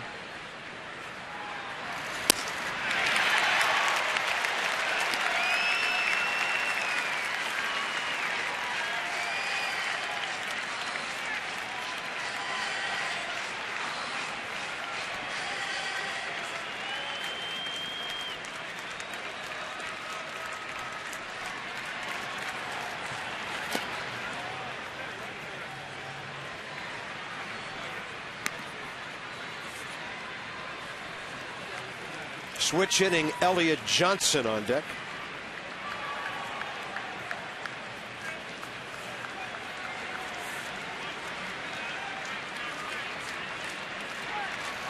Stammen with another strikeout. Keeping the ball away, close enough to be tantalizing, and he has struck out 2 right-handed batters. He made it a strike for about 50 feet, and when Simmons had to make his decision, the ball looked like it was going to be a fastball away. Right about here, it's a strike all the way, and that's how you get the swing through. Broke down away late. Right there, Simmons thinks it's a strike. Doesn't pick up the rotation. Nice sequence to back-to-back Braves hitters. Elliott Johnson 0 for 4 as a pinch hitter with Kansas City. 0 for 1 with the Braves since coming over.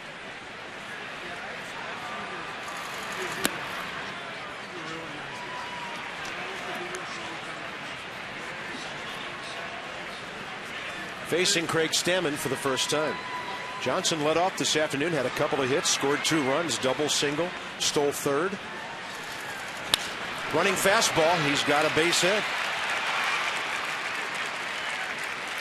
Didn't try to pull it, just took it right up the middle.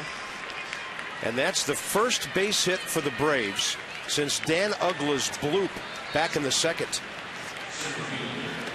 Johnson, a guy that can run, and you would think that he will try to challenge Stammen and Solano somewhere in this sequence. Tanner Roark, by the way, retired his last 14 batters. It went to 16 here before that hit by Johnson. And here's Schaefer. Yeah, Elliott Johnson this year, 20 steals in 21 attempts. He's running. Solano guns it, but it's way high.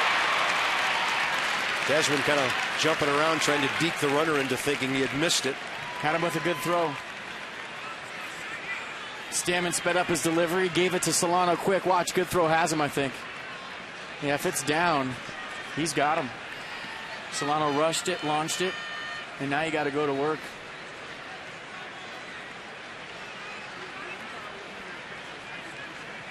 Jordan Schaefer against Craig Stammen, career 0 for 1 with a walk.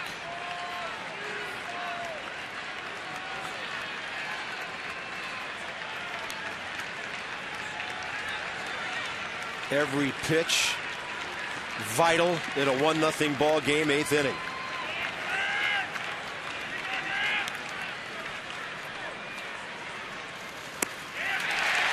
.88 by him. Good slider under his hands. Double barrels in the Nats bullpen. Yeah, Cedeno's been great situational appearances, and Ryan Matthews pitched this afternoon. Gave up an unearned run.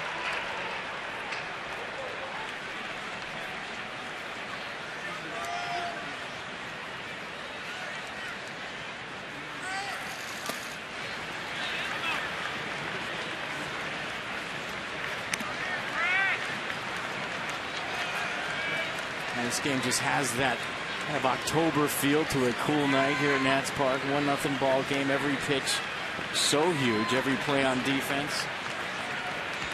Every 90 feet.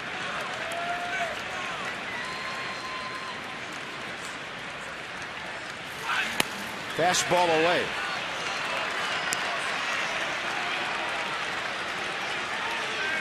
I don't think you have to give in here. The slider under Schaefer's hands may be the pitch. He's been aggressive in these counts throughout his career. Justin Upton, by the way, 1 for 9 career against Stammen. With runners in scoring position. 3-1 to Schaefer. That's a good heater. I have no idea what Jordan Schaefer was looking for right there. He just took a 3-1 fastball right down the middle with the tying run on second. Crowd jumping to its feet here. It's a pennant race on the 17th of September. Something a lot of us and a lot of folks thought was not possible a couple of weeks ago. Got him on a slider. Stammen strikes out Schaefer. This one goes to the bottom of the 8th with the top of the order coming up. Craig Stammen shining out of the Nats bullpen.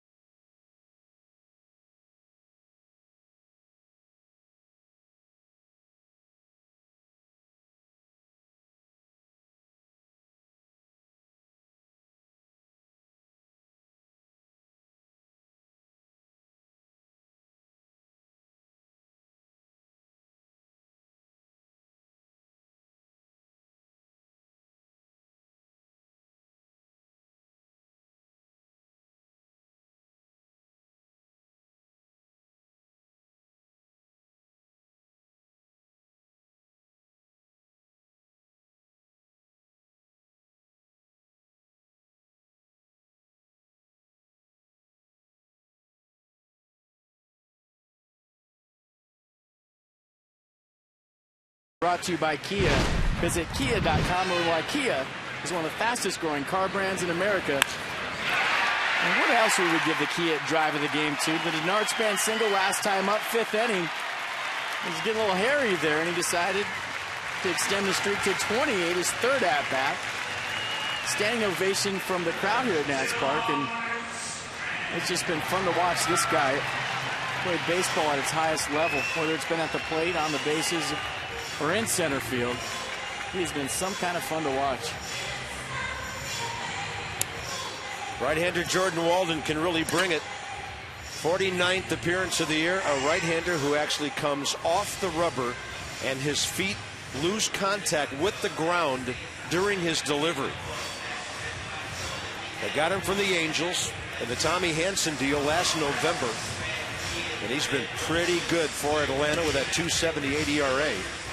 52 strikeouts in 45 innings. Yeah, 3-pitch guy, fastball averaging 95, slider averaging 82, and a changeup averaging 86. Quite an 8th by Stammen. Nats hoping to make it quite a bottom of the 8th. And to his left, Chris Johnson able to handle that. The best thing about Denard's streak, when you talk about it being the longest streak in the big leagues, is the Nats are 21-6 during that streak. Right. So it's not like he's just being, on a bad team and getting his hits. And I mean, what he's done is help this ball club turn its season around. So I mean, that in and of itself has to be the most satisfying part for Denard, to where his hitting streak meant something, right? And is meaning something.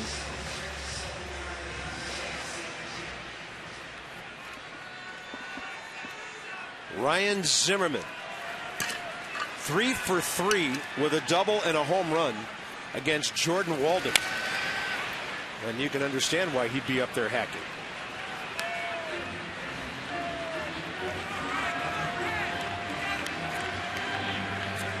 Rafael Soriano, 2nd in the league behind Craig Kimbrell in saves. Kimbrell blew his 48th today, so he has 47 and Soriano 41. Well, he'll only have to get out Upton, Freeman, and Gaddis. Well, at least it's not a tough 9th inning.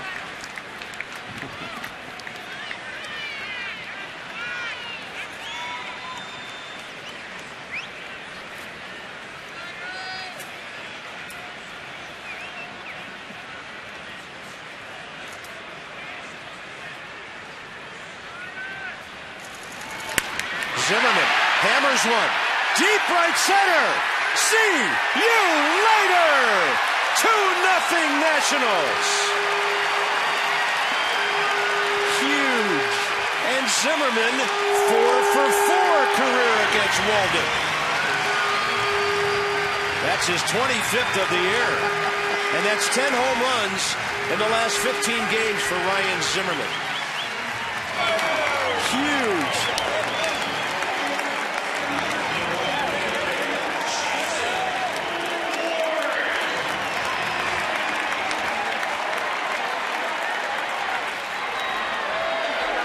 Gives the Buffalo to the Buffalo, and I mean, that ball was hit. Cold night at Nats Park, ball going nowhere. Ryan Zimmerman gets a fastball right down the middle, lets it get deep and rides it out the other way to make this ball game 2-0. Huge. I mean, a couple of weeks ago, we gave Ryan Zimmerman no chance of equaling his home run total from last year when he hit 25 and drove in 95 runs. So here he is at 25, and the Nats double their lead. Jason Worth, 1 ball, 1 strike, 0 for 2 with a walk. Worth is 2 for 10 career against Walden. He looked surprised right there that the ball got out. He knew he hit it well, but he saw it first game today. Some balls hit by Upton and Worth hitting the top of the fence. And the ball not really traveling at Nats Park because of the cool weather. But that didn't matter. That 2-1 to Worth, and that misses, ball 3.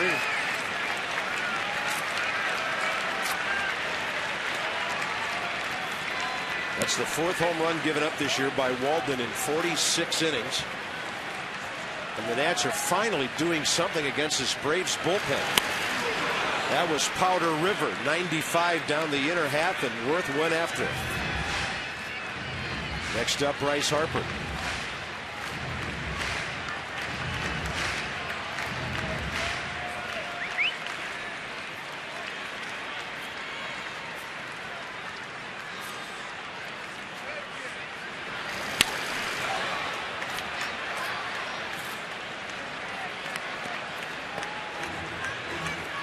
MLB.TV, celebrating 11 years. Keep up with the pennant races. Catch the rest of this season in HD. It includes a free subscription to MLB at Bat, the #1 sports app of all time. Worth reaching out and flies one to left. Evan Gattis, 2 outs.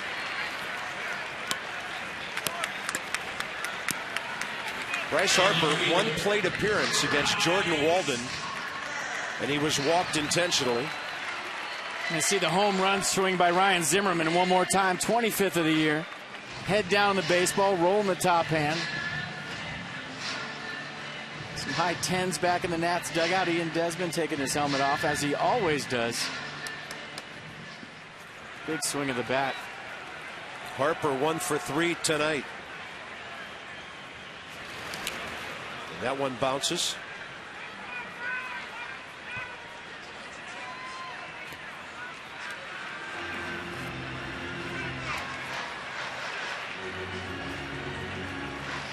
I mean, when you're facing Upton, Freeman, and Gattis in the 9th inning, you know, that home run takes the whole ambush tater away to where, you know, if somebody wants to go up there and hack and swing for the fences, go ahead.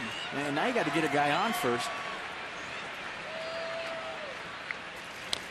Harper on a breaking ball, fouls it.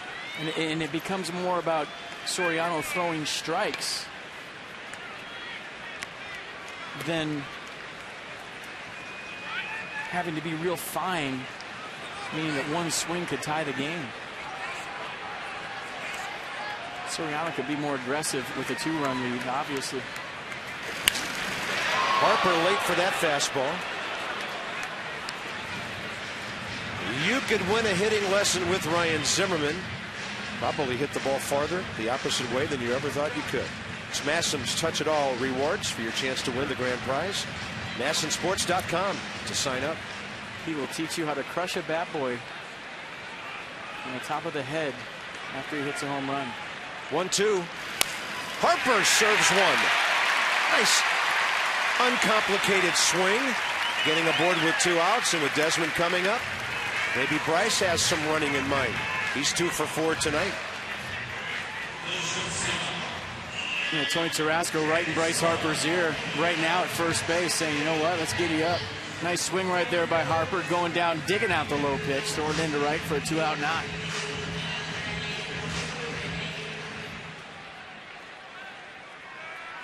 Here's Ian Desmond, 1 for 4 career against Walden, and 1 for 3 with a base hit off the third baseman's glove tonight. He'll go to right center. This ball heading for the scoreboard. We'll watch Harper heading for third. He will score. 3-0 Washington.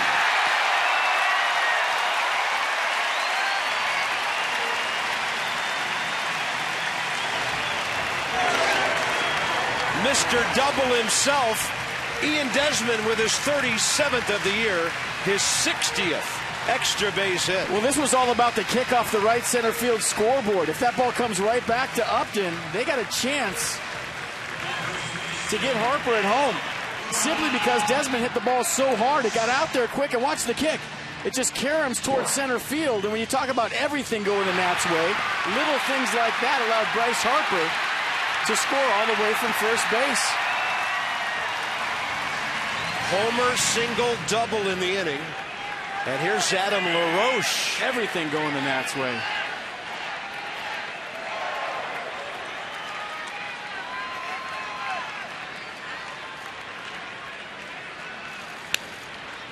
Guys are going up ripping.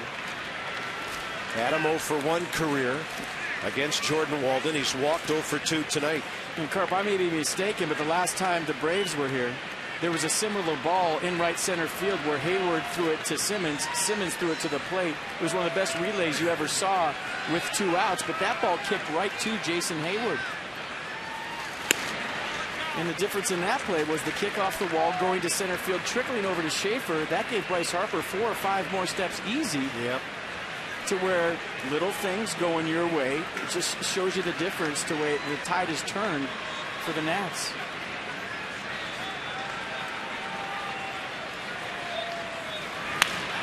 And LaRoche to center. This ball is on the ground. Here comes Desmond. It's 4-0.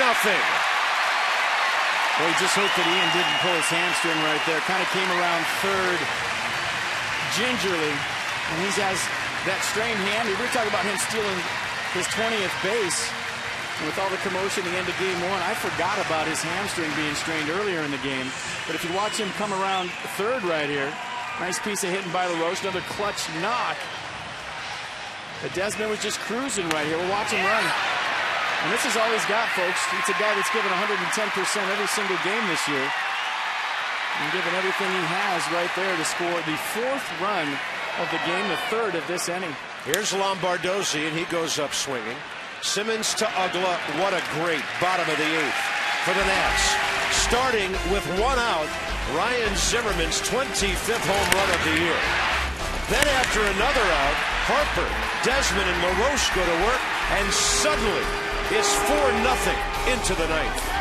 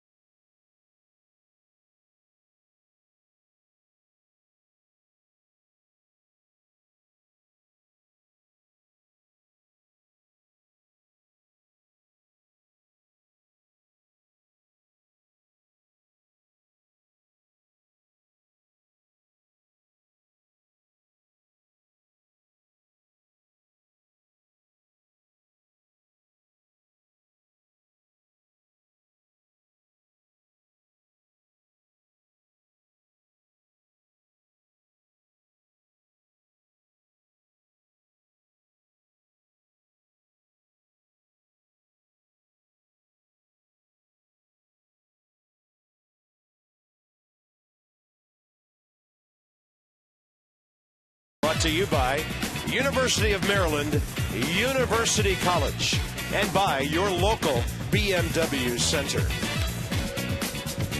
On the banks of the Anacostia, Nationals Park, right downstream from the Navy Yard. And the Nats are playing great baseball on this day. A difficult day or two in our city. Ryan Zimmerman has gone deep to stretch that lead. They've added 2 more. And it's 4-0 now into the bottom of the 9th. This call to the bullpen packaged by the UPS store. We love logistics. Because of that 4th run, no save situation for Rafael Soriano, but he needs to treat it like one right now against 2-3-4 for Atlanta. Now straight fastball, cut fastball, slider, 3 pitches from Soriano. Justin Upton, 0 for 4 career against him. Strike 1.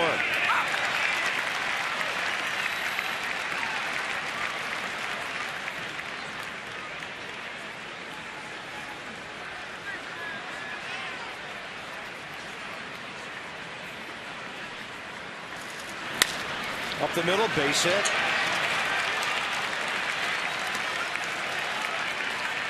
And with Freddie Freeman coming up, those add-on runs are bigger now than they even seemed at the time. Tonight's copyrighted telecast presented by authority of the Washington Nationals and may not be reproduced or retransmitted in any form, and the accounts and descriptions of this game may not be disseminated without the express written consent of the Washington Nationals. Freddie Freeman. Kind of a frisbee slider hanging up there, and Freeman watched it go by. Strike one. Mercedes-Benz will track it. It looked like Freeman taken all the way, but he had a pitch. Gets off the mid of Solano, but he pounces. And 3 runs down. Justin Upton, or 4 runs down. Upton can't take any chance.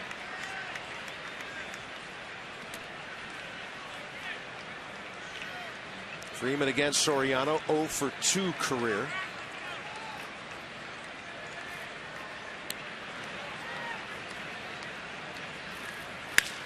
Base hit.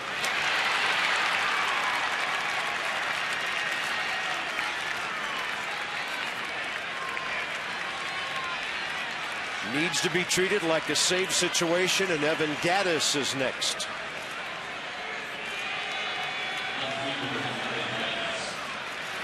Both pitches elevated from Soriano on both base hits. And Ian Desmond go to the mound and talk to his closer.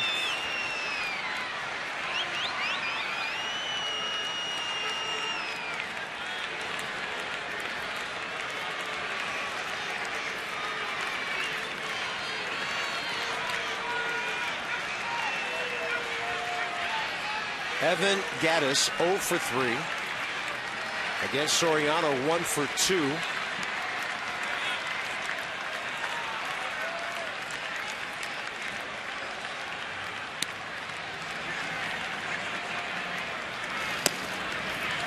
It's a strike, but it's up. Yeah, that's living dangerously against this hitter. He loves high heaters, as we well know. Well, it's clear that until you represent the tie and run, the Braves are taking a strike. Freeman got a pitch right down the middle. Gaddis got a pitch right down the middle. And they were taken all the way. Fastball really sailed on him.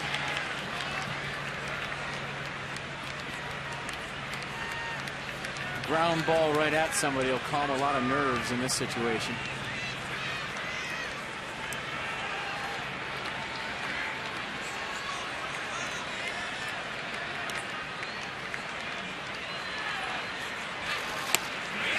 Front door, 83, just missing. Soriano thought he had a strike. He stared in at Jordan Baker, the umpire. Thought it might have been inside. Let's see. Backed up on him, didn't it? Yeah. Didn't really have that break. Kind of came around the slider. When he's good, it's out front and on top.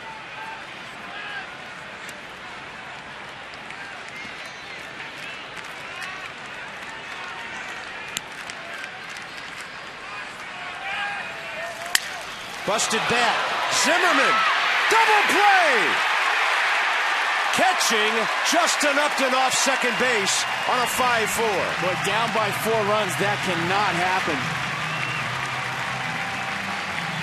And while it wasn't a ground ball at someone, it was a line drive at someone, and that calmed a lot of nerves. I mean, you're down by 4 runs. There's no reason to try to advance right here. You see a line drive, your first reaction as a runner has to be to go back to the bag. Your run doesn't mean a thing. Zimmerman heads up, throws it to second base, and a huge double play for Soriano and the Nationals. Crowd of 28,369 loved it. Chris Johnson 0 for 3 is next. And Johnson bats against Soriano for the first time.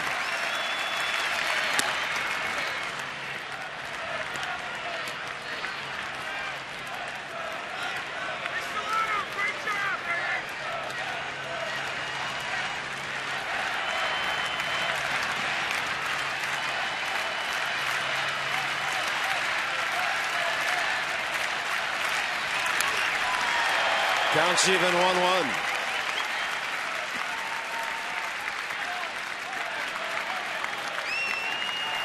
Trying to keep the Atlanta Magic number at 4. Trying to win their 81st game of the year. And at least for a few innings make it 4 back of Cincinnati, but they have a big lead at Houston. 1-1 pitch. Ground ball left side. And the Braves can send their champagne. Well, not just yet. Desmond with a high throw. Wow. That's going to be Ian Desmond with his 19th error of the year. But the tying run, thanks to the double play, still not in the batter's box. LaRoche did all he could. No chance to come down anywhere near the bag. And here's Laird.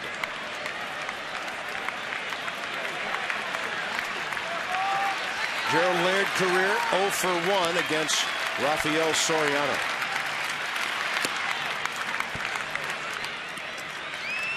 No, not for Soriano. You got to flip that switch back on. You know, mentally, you see that ground ball, you think the game's over. Flip it back on, throw a strike, get an out.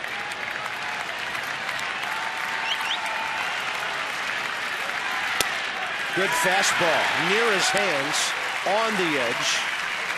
1 ball, 1 strike.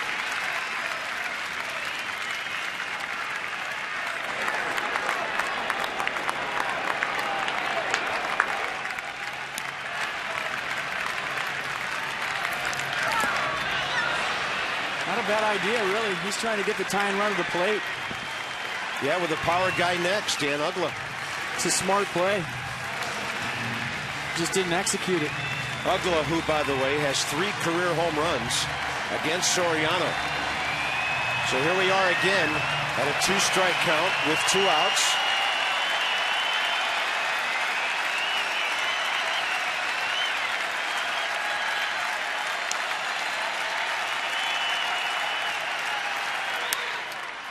In the air, right side. No, sir. Over the dugout.